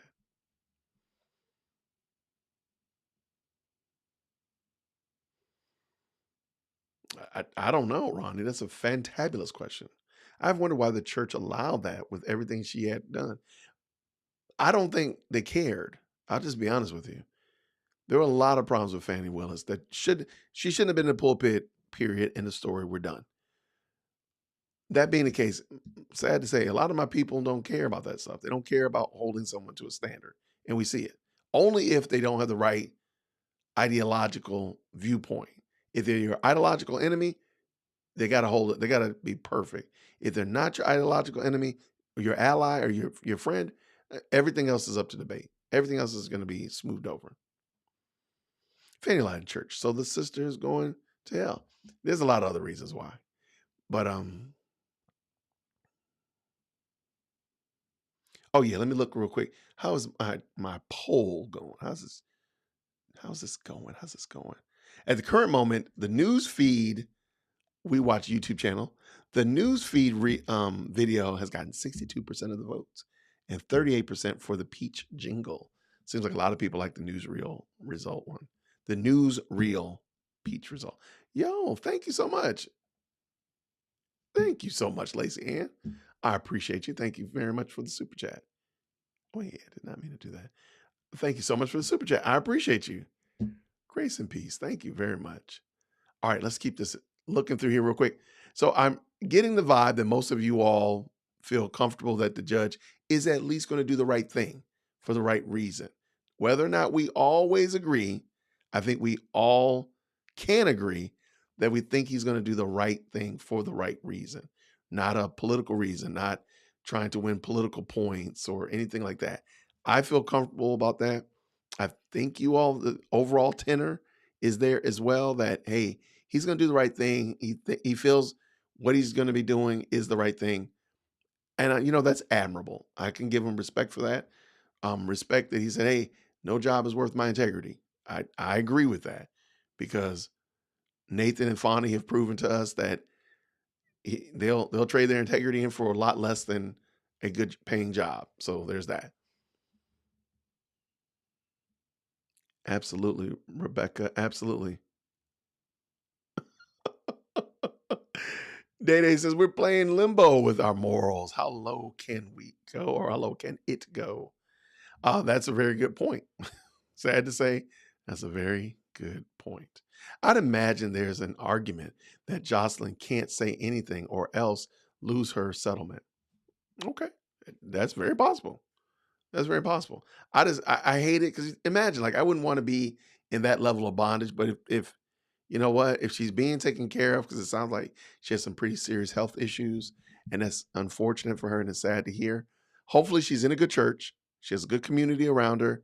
She has whatever healthcare care in place that can take care of her, which I think would be the best thing for sure. And you know what? If you can't talk about it, that's fine. I mean, most of us are just bystanders anyway, so it doesn't matter. So Mercy P says, when's SNL going to do one on Fani and Wade? The problem is, I think this is an SNL skit. I think As the Peach Rot is the actual SNL skit. It's just been ongoing for like 2 months, and we just didn't know it. Bad actors, horrible scripts. That's what I think it is. I think we're actually living a Saturday Night Live skit. How about that? I would hope the Scorpion Queen wouldn't agree to that. None of this is her fault. I'm sorry. If she wants, she would be able to tell it. Okay. I love this space here with DWC and y'all. Great conversation and great shared content. Thank you so much, Patty. That's very sweet. Thank you so much. You know she has a temporary order to spousal support and attorney's fees. Yeah. The only thing is I didn't understand why it was temporary. But I don't understand that. I pray that I'll never have to understand that. Again, I'm a kindergarten law student. I don't even try to understand. Will the wife get subpoenaed? Probably. If for what? I don't know. She could get subpoenaed. I'm sure. There's no reason why anybody can't get subpoenaed. They could subpoena me. I don't know why they would want to talk to a pre-K law student, but they could. I don't know what she would get subpoena for, though. That would be the only thing. That's how people fight and they quash subpoenas because, like, there's no reason because I don't know anything. You can't subpoena me about what was the Brad Pitt trial. I don't even know what Brad Pitt is played in. So you can subpoena me, and it's a waste of time because I don't know anything. So I would say, hey, I know nothing. Like, I don't even know who Brad Pitt is. So don't call me into that. And they would say, yeah, this guy doesn't know anything. He's just a Yahoo yelling in his office. We don't need that guy. And then they'll probably jettison it. But I don't know what she would be subpoenaed for. But I mean, it's very possible. Absolutely. What is going on? Jeff in the building.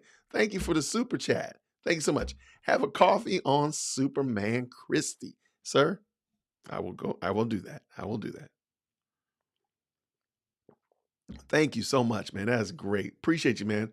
Blessing your guy, helping us out. Thank you so much. Yeah, and that's the part, like, I hate it because I'm like, she's just the wife. Just like I think Judge McAfee. I mean, the guy's just trying to do the job. I don't think they're nefarious. I don't think that Jocelyn's nefarious. I don't think that Judge McAfee is nefarious.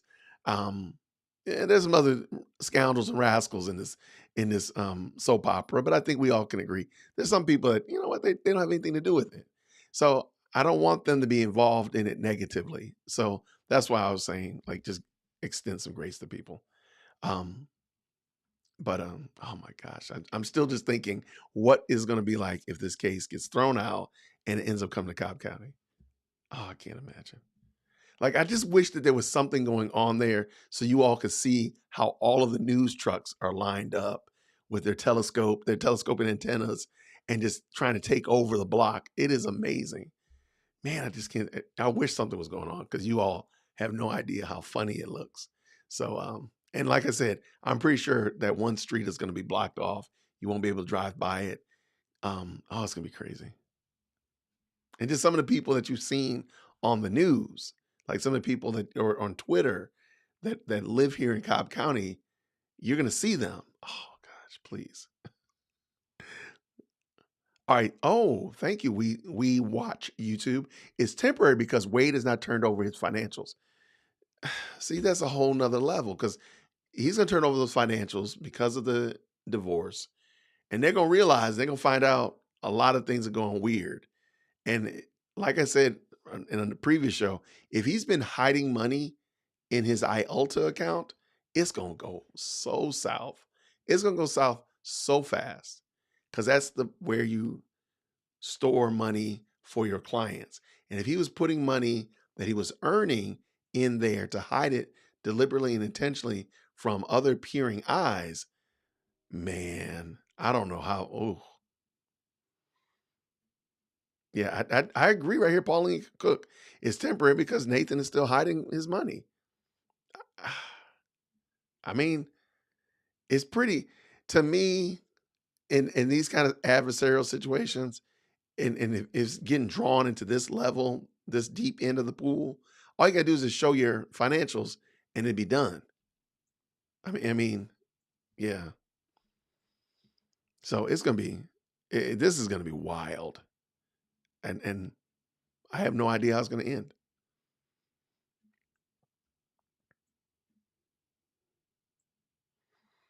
Yeah, they are still married. They are still married. Period. They're married. That's crazy. So everything else is a non-issue. Like, bro, all this extra that you're doing, it don't mean nothing. It don't mean nothing at all. Hey, do y'all mind? I'm at 277 likes. Do y'all think I can get 3 more?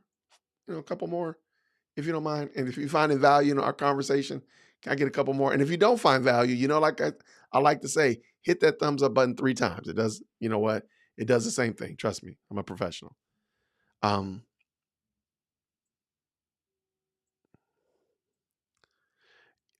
wait, who's getting threatened with disbarment?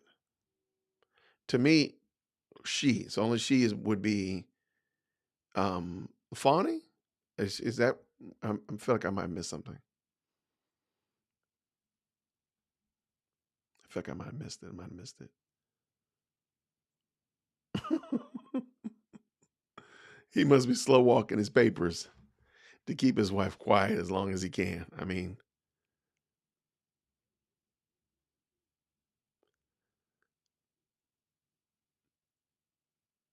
yeah, if you mess with that IULTA, it's a wrap. Hold on, let me see if I got my meme right. Okay. Hopefully this works right. If you mess with your IULTA, guess what?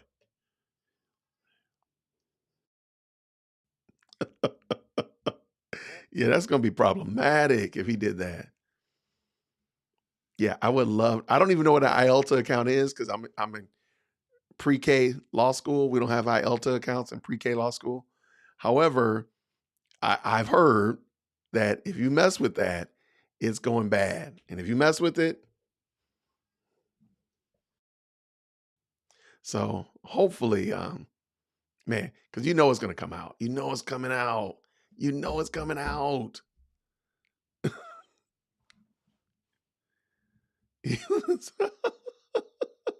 Jeff says Mr. Wade was sweating like a French Legion conscript when he was in the dock. I agree. He did not look comfortable. I mean, he looked a little bit more comfortable than Terrence did.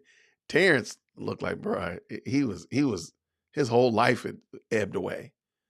Because I think he knew that he had completely fumbled his career. I don't know how long he's been a lawyer, but he's fumbled his career. He's going to probably lose his license.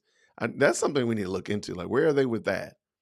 If who's losing their licenses? If anybody. Interest on lawyer trust account. Yes. So yeah, this is the IULTA is basically where you put your monies when retainers go in there, or disbursements if a client was getting a settlement from a company that they sued. It will go in there until you can be dispersed out to them. And apparently, from my understanding, and I'm still trying to find that segment from the lead attorney, where if you mess with that, you are probably going to be in a world of hurt, or as I like to say. All right, let's see.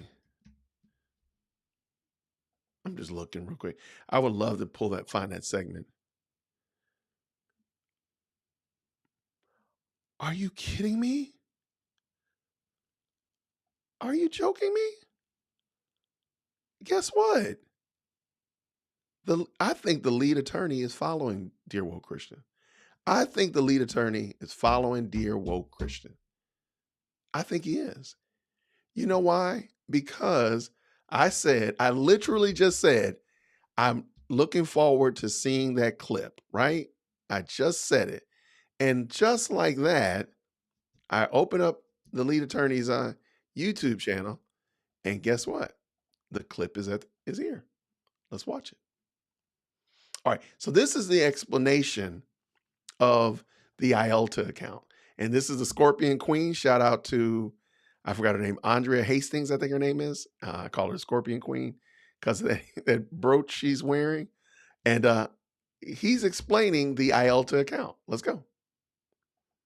We had no idea about any of the circumstances surrounding the case. We certainly had no idea that Nathan Wade had accepted a position as a special prosecutor. Wow. So from my perspective, I was approaching it like any other divorce case. I had a wife who'd been married for almost 25 years to a husband, a apparently successful attorney. So we were going to undergo discovery and all the things we normally do. And then as we started to peel back the onion and questions weren't answered and things didn't make sense, that's when it turned into something else. Now, let me stop it right here. What was the narrative we were presented before? What we heard from Nathan and Fani is that, look, this is what this... Oh, no, Ben. No, sir. Is DWC an attorney trying to understand his perspective and his context here? No, I'm not. No. I am a former classroom teacher, now podcast studio owner. I am a Christian that likes to give Christian commentary on cultural issues. So no. So I'm joking when I say I'm a pre-K law student. I'm just saying that all I've learned is from this trial. So no, absolutely not. I have mad respect for attorneys, got crazy respect for those in the law field. I just wanted to give just a perspective of this and kind of talk about it from a extremely layman's terms. Okay. So I hope I don't want anybody to come off the top rope. I ain't got no IELTA account, nothing. I can't get you out of jail. All right, let's go. Lead, let's go. This is what the deal is. My wife cheated with my best friend. So I wanted to divorce her immediately, but I couldn't. Why couldn't I divorce my wife immediately? Because we got these dang kids. So I didn't want to break up the household for the kids. So me and my wife, Jocelyn, we talked about it and we said that we were going to stay together for the kids, but it was not going to be a real marriage. We were just going to stay together, help raise the kids. Once the kids got grown, then we were going to file the paperwork. But then what happened? So that's the plan that they're going under and the kids are getting older. Now, when Nathan files, what does he do? And we learned this from the ethics committee. Nathan talks to Terrence and says, hey, Terrence, sign these documents. Terrence says, what are these? And Nathan says, it's my divorce. You're going to represent me in my divorce, but I'm going to do the divorce. You're going to represent me in name, but I'm going to do all the paperwork. I'm going to do everything. Me and my wife, we're going to be able to reach an agreement. So Terrence says, fine, and Terrence signs all the documents. Now, I'll be honest, this happens all the time. I have signed paperwork for my law partners when they were going to handle whatever it is. They've signed paperwork for me. If you've got a problem with the insurance company or your HOA or something, and you don't want your name to show as the attorney, you just hand it to your law partner. Hey, sign this as my attorney, but you're the one still communicating. You're the one writing everything, sending the emails and everything. You just want it to look like you have an attorney. This is what law partners do all the time, all across the country. So this is what Nathan did. Nathan prepared his own documents and got Terrence to sign it. But Terrence and Nathan had been law partners. They had been best friends for over 10 years. So Terrence didn't bat an eye. He was like, yeah, give me the paperwork. I'll sign it. No problem. But what happened was once it was time to file, that's when there was no agreement. Purportedly, there was an agreement before,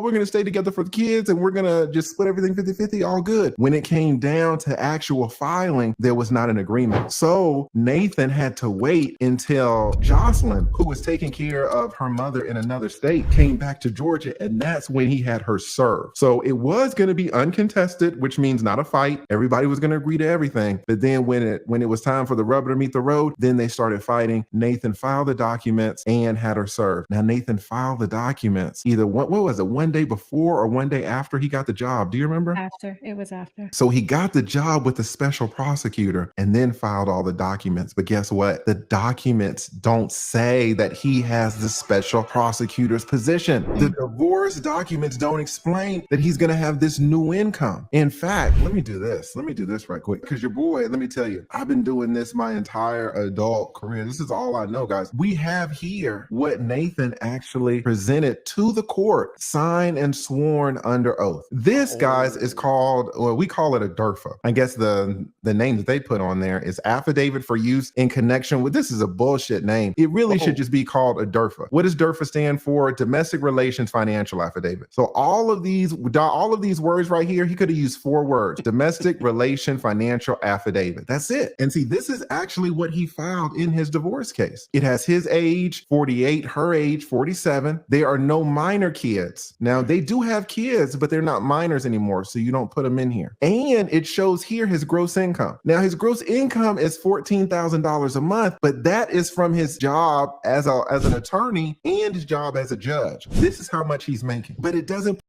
I want to jump in on this too, because he's making $14,000 a year as a private law practice. Remember, the reason why Fani Willis made him a contractor was because if he got hired by Fulton County, he wouldn't have been able to keep this $14,000. He would only be able to, he would have to lose that $14,000, but he would be getting the $35,000 every month, but it would show up on this file. This guy was dirty. I didn't realize that. That's dirty. That's messed up, man. Put in here anywhere his new income, Right. his new income as a special prosecutor. Furthermore, if you go down again, here's the $14,000 a month. He doesn't mention anywhere in here that he has a special prosecutor's position. And what's really weird, and you also know, man, you're being a little bit snaky. You're being a little bit sketchy. Why? Because this man is 48 years old, making $14,000. How much does he have in his retirement? 0. Weird. What do you put? Weird. 48 years old, making $14,000 a month. How much does he have in stocks? 0. Weird.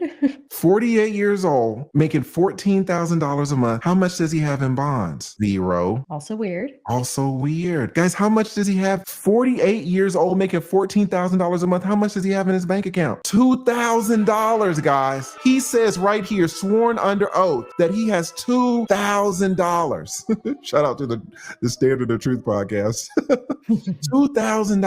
You guys maybe have never seen this document before, but I will tell you, I have filled out this document countless times for husbands and wives. This is not the way these things look. Now, I will tell you what usually happens is what you'll usually see is that there'll be a little money in a bank account, but there'll be some in retirement. There'll be some in stocks, especially if the person is making $14,000 a month. But to have only $2,000 with no money anywhere else, that's not a thing. In America, guys, Americans are usually upside down. They might be making $8,000 a month, but they have $10,000 a month in debt. So it's like, how do you work it? How do you survive like this? Credit cards. Everybody's, working off credit cards. And to be fair, it looks like that's what Nathan is doing too, because he has $2,000 a month. But if you go down, all the way down, you will see that he has debts. Guys, what do you look like with $2,000 in a bank account, but then $11,000 in debt to Bank of America, wow.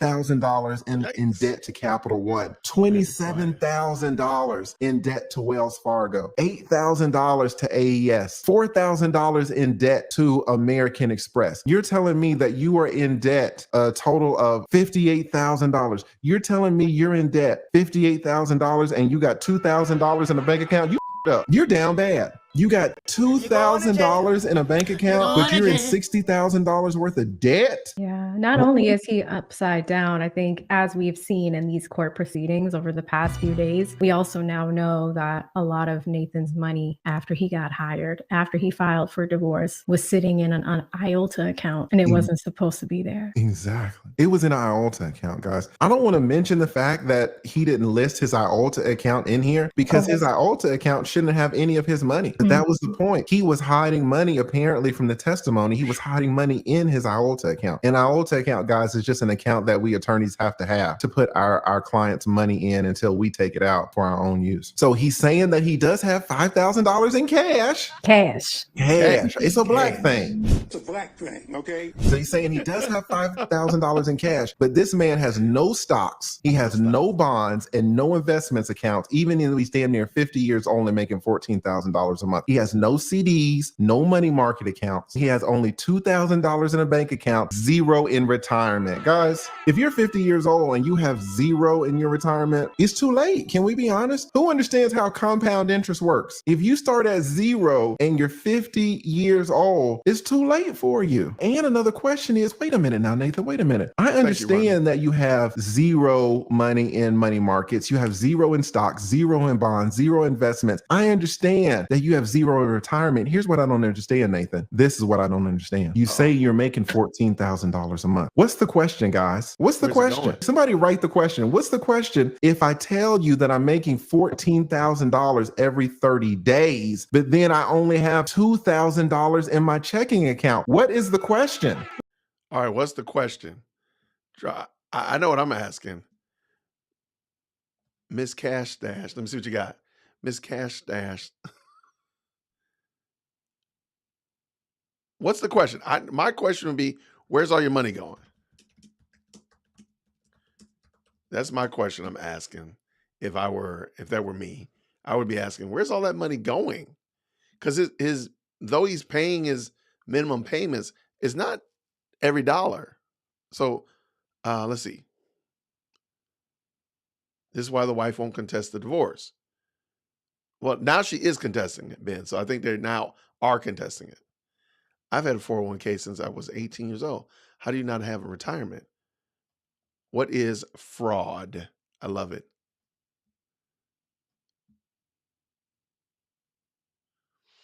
So we have really irresponsible people representing American people, LOL, and we are supposed to encourage our kids to want to reach those levels, and they look like these people. This is wild. He let those credit cards max out because he wants because that's what Jocelyn was using to support herself, I bet. Okay. He has a gambling problem? Interesting. Okay. I didn't think about gambling because that could be it too. I think, that could be it. All right, let's see. Let's go. What's the question, Lee? What's the question? Where's the shmoney? Shout out to S. Marlon. Where's the fucking money? Where's the money? Where is it? Like you're talking about, and shout out to Keita G. Exactly. How are you taking trips, pimp? Where did it go? Where is the money? You're getting $14,000 every 30 days, but you have no money anywhere? It sounds like you're being a little sketch. It sounds like you're lying. And guys, again, what I'm telling you, this document that I have filled out thousands of times over my 20-year career, this document is sworn. This is an affidavit. It is sworn. It has to be notarized. Yeah, so what the point is, guys, he had to swear to all of this. He had to swear that it was truth, swear that it was accurate. Who believes that it's truthful? He says that he does have a house. Now it's unclear. He says the house is worth $600,000. He said that he has no motor vehicles. And this is weird too, because he's saying he doesn't have a car. He has no motor vehicles, but then you look and see how much he's paying in car insurance. This man is paying $4,600 a month. Look at here, for auto insurance, $4,600 a month every 60 days. Whose car insurance is this? Wait, what? See, that's the See, that's what I'm talking about. How in the world, $4,600 every 6 months? That's got to be other insurances. I'm sorry. That has to be like, you can bundle like your homeowners and life insurance. That's got to be a bundle. There's no way that he's paying $9,200 a year in insurance just for cars. I mean, you can't have a fleet. That would be crazy. But see, I do think it's interesting how many, again, this is bad accounting. This is poor record keeping.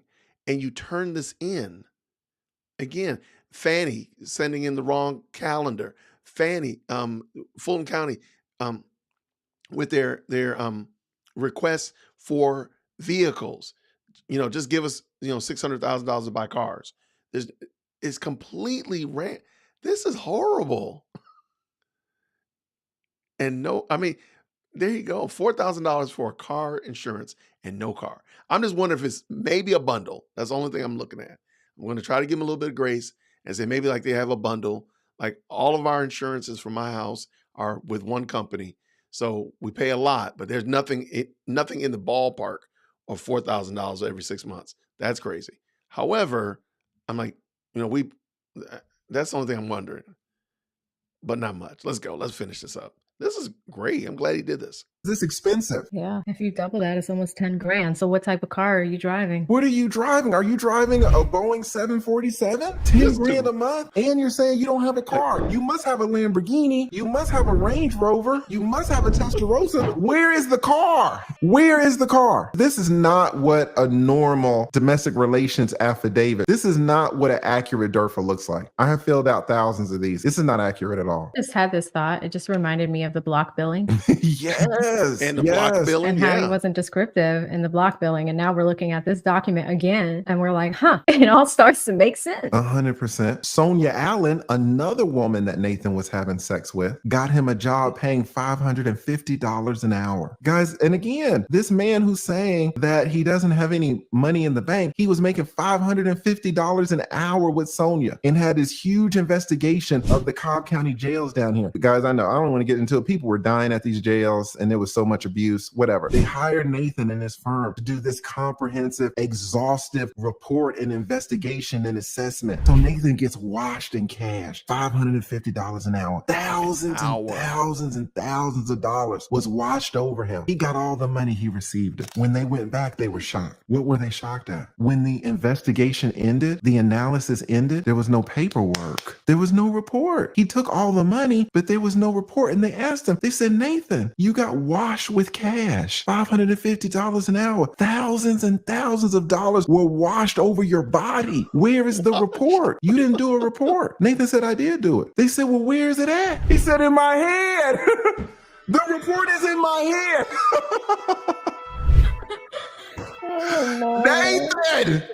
Nathan is right in my head. I mean, it's like, come on, Nathan. And now we're seeing all of this. So you can understand why it stops. How is this making any sense? You don't have to answer that question. Wow. Okay. He actually did one where he explained the IALTA account even more. But I think where he really explains like the situation that you'll be in if you end up using your IALTA account. But I think we got the point. I think the point has been made that this is like the fact that they keep submitting and keep showing that they don't have, there's no way. I would love for somebody to explain to me why they feel confident that Nathan would be able to stand up against somebody like Boots, Sadow, or McDougal, or the merchants. Like, sir, you can't even keep up with your basic paperwork. You got your report in your head. Sir, I'm worried, man. I'm worried. I think, in my opinion, McAfee would do them a favor by getting him off of this case so he can go take his money and run and run away. But man, this is crazy. In my head, he testified to that under oath. He sure did. He sure did. That was craziness, man. Shout out to the lead attorney and AV to the seventh power. I think they'd be following me. They just don't want to give me credit because I literally just asked for that and they just posted it. That's crazy. But yeah, I don't know how people feel comfortable and confident that this team would be able to bring the Trump case to the finish line. Like, I don't know. I mean, they're stumbling to walk to the blocks. They haven't even gotten to the blocks for them to say, ready, set, go. They're stumbling, even getting their shoes on, for crying out loud. This is craziness. This is craziness. But yeah, man, I think this is super interesting. Run away to Belize. They can run away to Belize. I like it. I like it. Just go away. Just go away. In a divorce, don't they risk bank account record? Don't they request bank account records and past tax returns? They absolutely do. Most of the time they do, absolutely. Fulton County is the laughingstock of the U.S. Look, Jeff, I'm gonna go big. I'm gonna say this, probably laughingstock of the world, because people see this, and people see this globally. Somebody was talking about India was talking about it, so I think it's worse than that, but definitely of the United States, definitely. The corruption is so plain to see if you want to see it. If you want to see it, in my opinion. Um, and sadly, I think a lot of people just want to just pass by, like, oh no, it's not really that. It's not really what you think you're seeing. Like, how is that even? How is that not what I'm seeing? So, yeah, this is bananas. But yo, thank you, California Human. Thank you for the super chat. Thank you for the stream. Yo, I appreciate it. I'm having fun. I'm enjoying this because I connect with you all. You all have some great ideas. I like hearing diverse perspectives on matters because, I can believe that I understand it completely like it is. But for example, somebody pointed out to me that Georgia law does say something to the effect that conflict of interest must impact the defendant's outcome. I didn't know that. So I like hearing these kind of conversations and just chit-chatting with you all, sharing these kind of videos and things like that, and going over them with you all. I like it. I enjoy it. So I'm glad that you all are finding value in it. And if you are finding value in this, can you please hit the like button? And if you're not finding value, can you please hit the like button 3 times? It will help out a ton. I appreciate you so much, California Human. I really do appreciate you. I don't know where Belize is, but that was funny though. That was hilarious. In Wade's head, no one in chat could use that in the workplace and still be employed. See, that's what I'm saying. That's what I was saying earlier. Like, we're arguing like insane people because we wouldn't be able to do that. There's nowhere else. But I promise you, somebody right now is writing me a comment about how I'm being mean to Nathan Wade. But they would not allow this to happen at their job. If their coworker had been shady and been getting paid way more than them, and then they find out that the coworker was not doing their TPS report or whatever, they would not be okay with them getting away with this. But they argue like crazy people. I don't get it. Please, no fast Fanny and naughty Nathan in Belize. I'm trying to move there. You trying to move to Belize? Really? Wow. Okay. I am trying to not move to Belize. I'm gonna stay right here in Georgia. I kind of like it for the time being. But yeah, I find this stuff super interesting because I'm just like, man, the gymnastics that we go through to justify something that is clearly wrong. It's clearly wrong. Just say it's wrong and go and keep it moving. You don't have to do all this. It's wrong. And that's okay. It's wrong. Say it's wrong, declare it's wrong, and move forward with it. That's it. But no, these people are arguing like they just completely have lost their minds. And this is it right here. Dee says, Wade and Willis are incompetent. I don't know how somebody can argue that they aren't. So you feel comfortable with this. As a Fulton County resident, I'm highly invested in this case. Judge McAfee hopefully does the right thing. Nathan Wade is a clown. Tanya, good to see you. All right, wait, LaTanya from Colorado. So you live in Fulton. There we go. Well, grace and peace, sister. Grace and peace. I'm in Cobb County. And hey, if you got some more commentary, if you got something to add to it, we'd love to hear what you think about it. What is your perspective as a Fulton County resident? I'm just a Cobb County bystander, kindergarten law student. All right. That is a good point, Ben. Don't overreact. DC is definitely the real laughing stock. You know what? You're right. I did kind of overlook that. I did kind of overlook that. You're right. Good point. Good point. Wade's contract went from $35,000 cap each month to $70,000 cap each month. That's a chance. What's the chance that Fannie said 35 for you, 35 for me? Wow, you're up the street from Superior Court? Wow. Okay. I'm around the corner from Cobb County Superior Court. So uh, are they are they are they bugging y'all around there? Are they? I'm sure the news vans are all over the place over there. I'm sure of it. But what is your perspective over there? Yo, Vanessa, thank you so much for the super chat. Yes, you're a kind and gentle soul. Thank you. Thank you. I'm glad y'all are enjoying this because I'm just having fun. I'm just having fun talking about this because I think it's interesting. And as much as I'm enjoying the legal people, the Nez and the Viva Fries and such like that, I just like talking about it and hearing about it. So I've met tons of you all that have given insight and wisdom and helped me as a kindergarten law student. That's a joke. That is a joke. As a pre-K law student, I just think it's very interesting. So I'm glad y'all finding value. Thank you. Latanya says, continuing, she's a new subscriber, just found you. You're dope. I'll be here from now on. Well, thank you. I appreciate it. We will save you a seat. Absolutely. And she says, nope. No one seems to care, but I'm pissed. I want my tax money back. Really? Okay. So, my thought process was that the newscast, I was thinking that Fulton County people were at least, I guess, more aware of it. Really? Okay. Now I know. See, that's something else I learned because I just knew y'all was sitting there like pins and needles. What? You went to closing arguments? Man, you are a gangster. I love it. I love it. Okay. Just the average human says, judge dropped the charge on Trump for the phone call because it was illegally recorded. Really? So how much of this case is even left? Really? Okay, I wasn't certain of all. We did read that when it happened, just average man, but I didn't know. I didn't know how much was dumped, was thrown out, or whatever like that. Okay, man, I'm telling you, man, I'm gonna be. Please don't let him drop this today.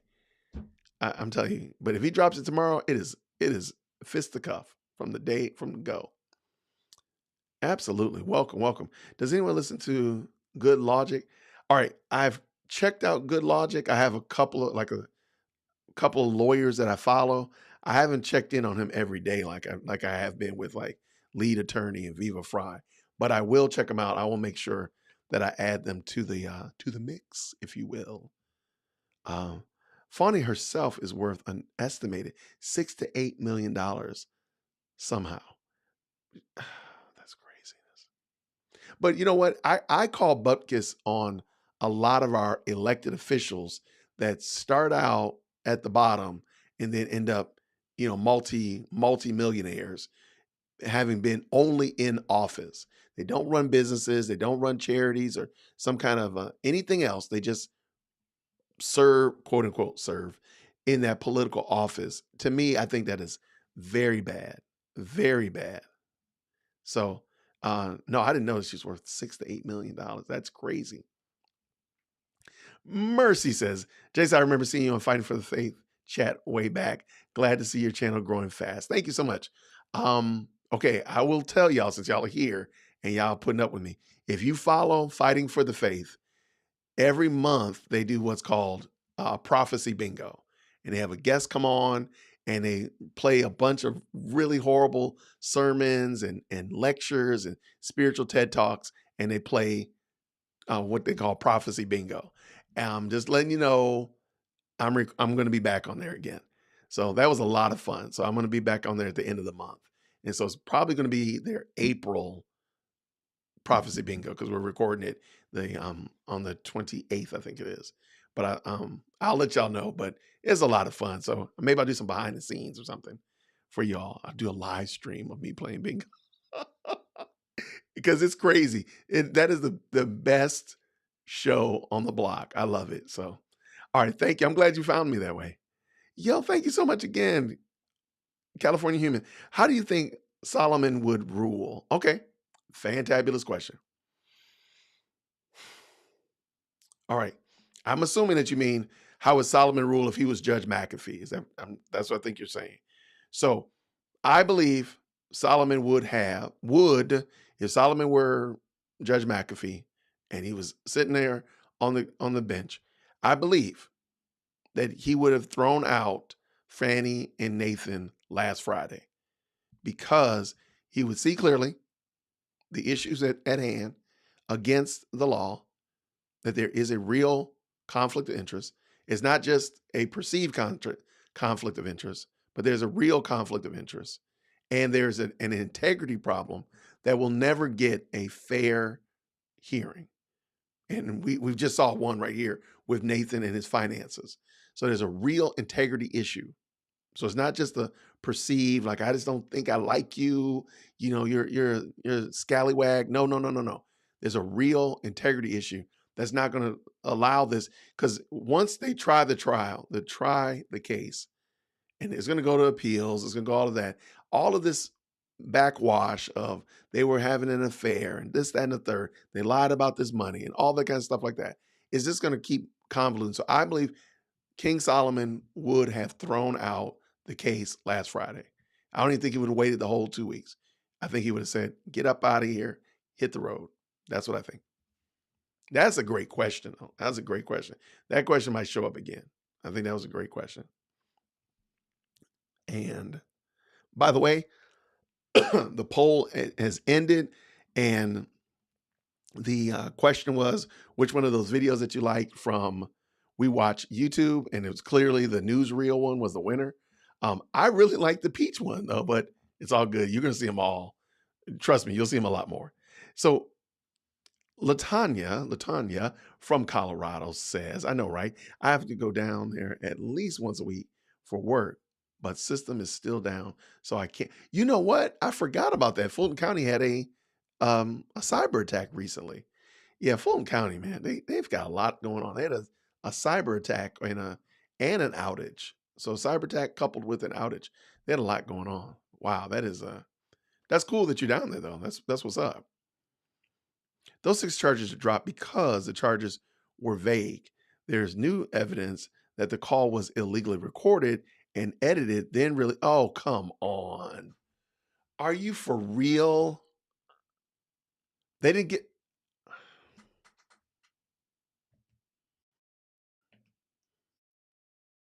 hold on, man. Ain't nobody got time for that. They edited the audio? See, that's what I'm saying. Like, you gotta be kidding me. You gotta be kidding me. That there's no, like, that's gonna be, they might as well just go ahead and pack it up. Go and get your stuff, man. They edited the phone call. The person, this is just your average human, just your average man, please forgive me. The person who recorded the call was in Florida, a 2-party consent state. Problem right there. They hid the exculpatory evidence and gave the criminal who recorded the call immunity during the first grand jury Oh my gosh. It's a wrap. Ain't nobody got time for that. Wow. Yeah, so Mercy just mentioned again. Yeah, no hands on real life jobs, all bureaucracy. That's always amazed me. Like, people come in, like there's tons of senators who literally came in with just the clothes on their backs as senators and congressmen. 2 years, 3 years, 10 years later, they're worth multi-million dollars. How does that work? That is so grimy. Yeah, so we must stop the moral limbo. I like the moral limbo, for real. Yo, that is the craziest thing. Yes, I'm going to be back on Prophecy Bingo. He literally sent me my bingo card yesterday to practice and try it out, and it's going to be crazy.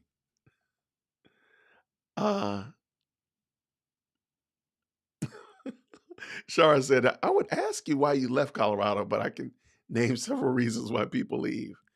Actually, I've always wanted to check out Colorado. I've never been.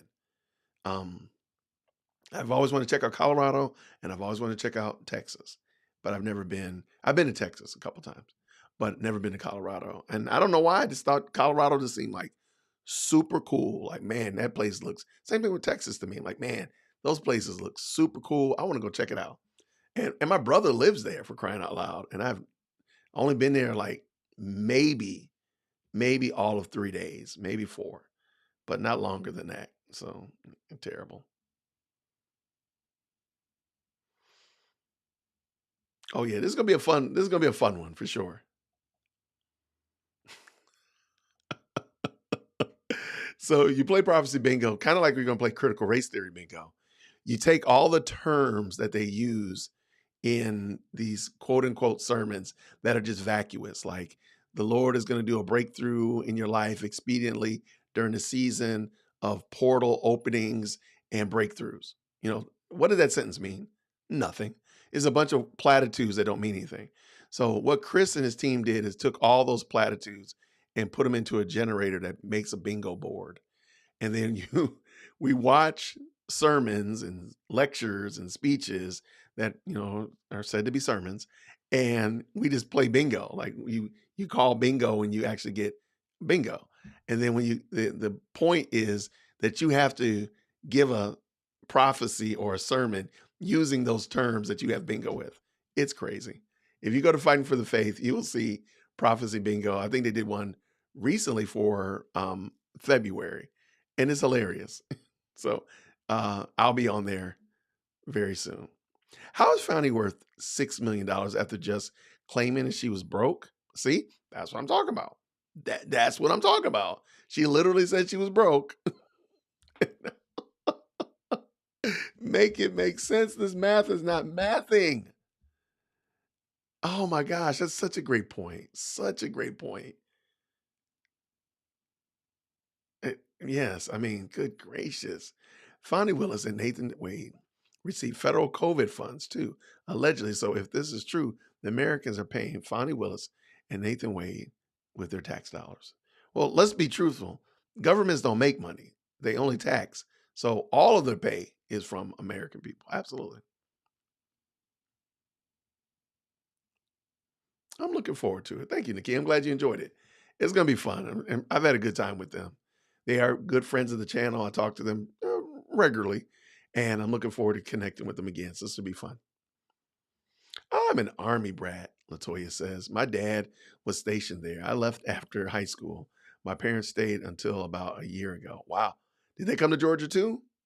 Or did they go somewhere else? Just wondering. All right, good people. Be blessed, Rebecca. Thank you so much again for the kind words, and thank you for stopping by today. Ready for, wait. Vanessa, wait, what do you mean snowstorm? There's no snow. Man, it's hot here in Georgia.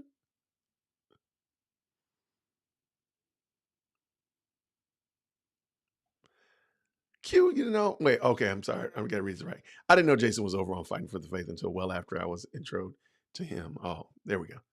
Yeah, man, I love Chris and them. Those are some great people.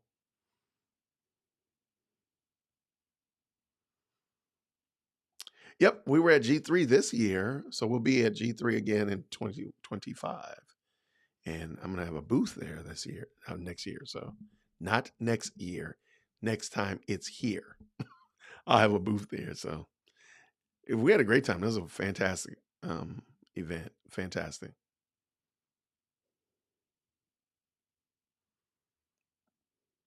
All right.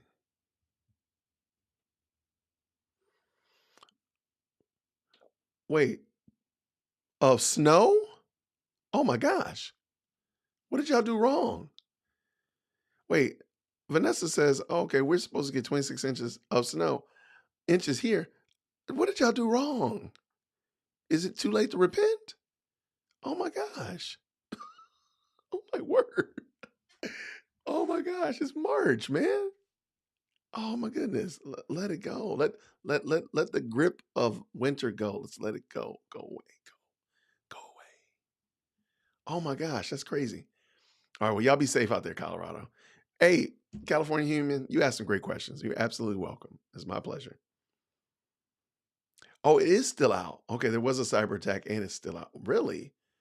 Man, okay.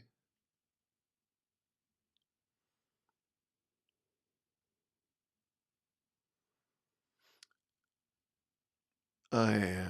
That is interesting. That- there's some shady shenanigans going on. I'm trying to tell y'all. I don't remember exactly what happened with the ransom situation, but I think this is the cyber attack that we're referring to.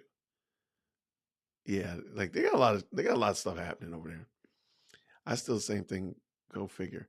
I'm in Fulton County and I have AT&T. Got it. Solar, man, get out of here with solar flares. This is not a comic book. Stop it. I think they just figure if they say something that sounds really, really spectacular, people will not think about it. Solar flares, stop it. Magnetic shift. Y'all stop. Stop it. Magnetic shifts in the poles. Please, people, stop. Just stop. They just be making up stuff at this point. I see, and that's why I feel confident that Judge McAfee is thinking, how is this going to impact the integrity of the judicial system if it goes left like this and they don't call these people on the carpet? That's why I think he's going to make a right decision. That's my 2 cents. Atlanta must be stopped.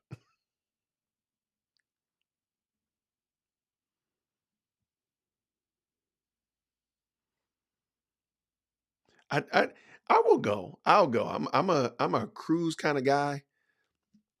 I know that's terrible to say in light of the conversation with Fani and Nathan, but my wife and family like to go on cruises.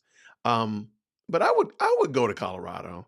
But it seemed like to me, I did kind of think that Colorado would cause my kids to want to go skiing and try that, and none of us know how to ski. So I was like, man, I don't want to spend any time worrying about that. So that was one of the things, but I will definitely check it out.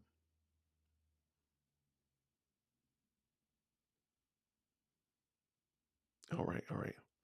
Do not, y'all don't give me no more breaking news. Fulton County Judge Scott McAfee, the judge overseeing the disqualification hearing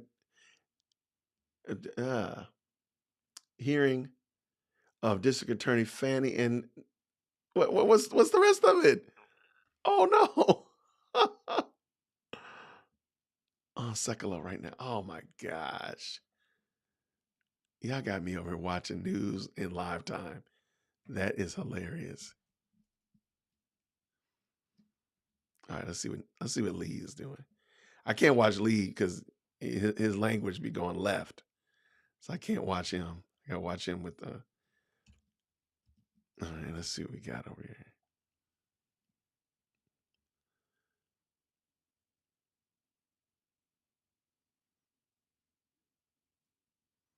Okay, I see Viva Fry has something scheduled at 3:00, but was it Jay Sekulow? Yeah, there goes Sekulow. That's a very interesting name.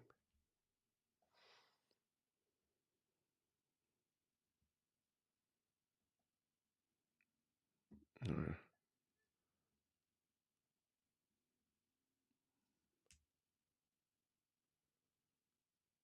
Okay. This is from 18 minutes ago. He's given a.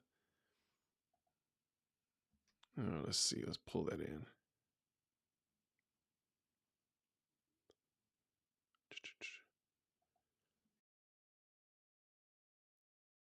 This is the nature of the commission, saying what the underlying felony is, that they supposedly were importuning the members of the General Assembly or the Secretary of State. So or the members. It's not of the like House to do. they're going Clean it up over a and little kind of bit, reading give you a over the 6 charges that Judge McAfee jettisoned. So, just my little quick ear hustle. Let me pull in the subtitles. I'm gonna drop this link in here because I'm not gonna go over all of.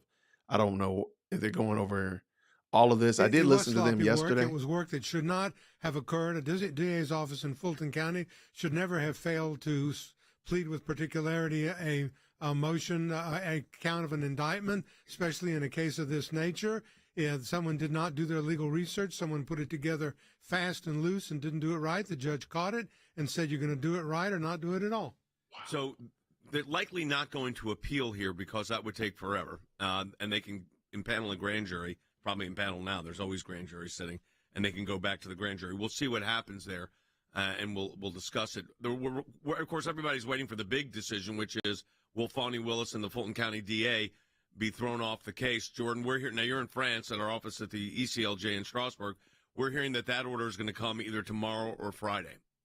Well, that's what I was going to ask. I mean, it's kind of bizarre. I remember sitting there with both of you last week before we were here in France, which I've now been here a week, and we still don't have that order from the Fulton County Judge. And then we get this breaking news about these counts that can be repled. So should people read into anything there? Should they read into the fact that he's already telling the DA's office that they can, replete these counts, go before a grand jury again, as if they aren't going to be removed? Actually, it's very interesting that you said that. All right, I'm gonna drop the link because I'm not gonna. It seems like they're just going over the high level of this case, which is perfectly fine. I don't want to, because again, I'm a kindergarten law student. I do not know what all this deepness is, and I don't want to get too far into the weeds.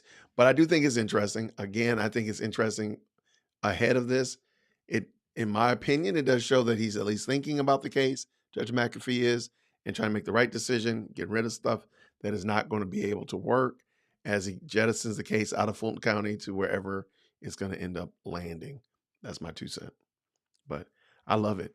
How about this one? My good people. Maybe Fani will be teaching position at Harvard, right? Failing up is always a thing. It's always a thing.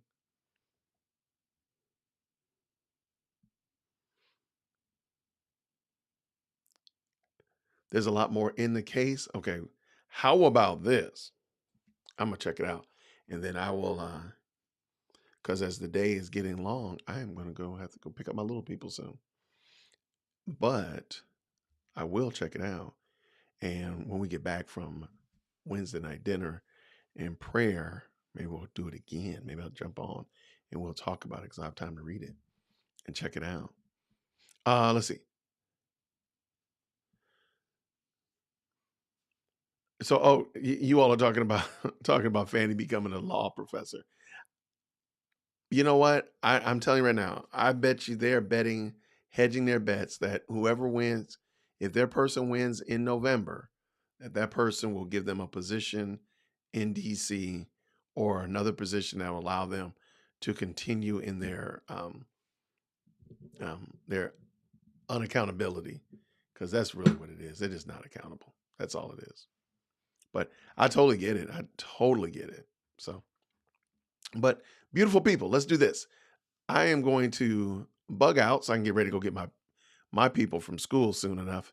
That's what they do. I mean, failing up is real. I mean, it's a real thing. I mean, you see so many people who don't win an election in a particular realm. Next thing you know, they're running for a position at a higher level. They don't win that. And the next thing you know, they get scooped up and they're doing something. Like, you never actually won anything. What are you doing? But yeah, I think they fail up. So you see it a lot in Hollywood. You see it tons of times in Hollywood. You see it in politics as well, but I think it's much more prominent in the private sector, I think, than even in the public sector.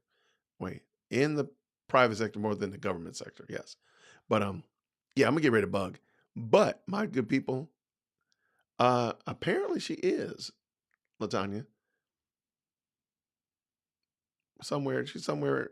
I think Queen Fab is, if I'm not mistaken, she's Kennesaw, right? Kamala, absolutely, that's her. Yep.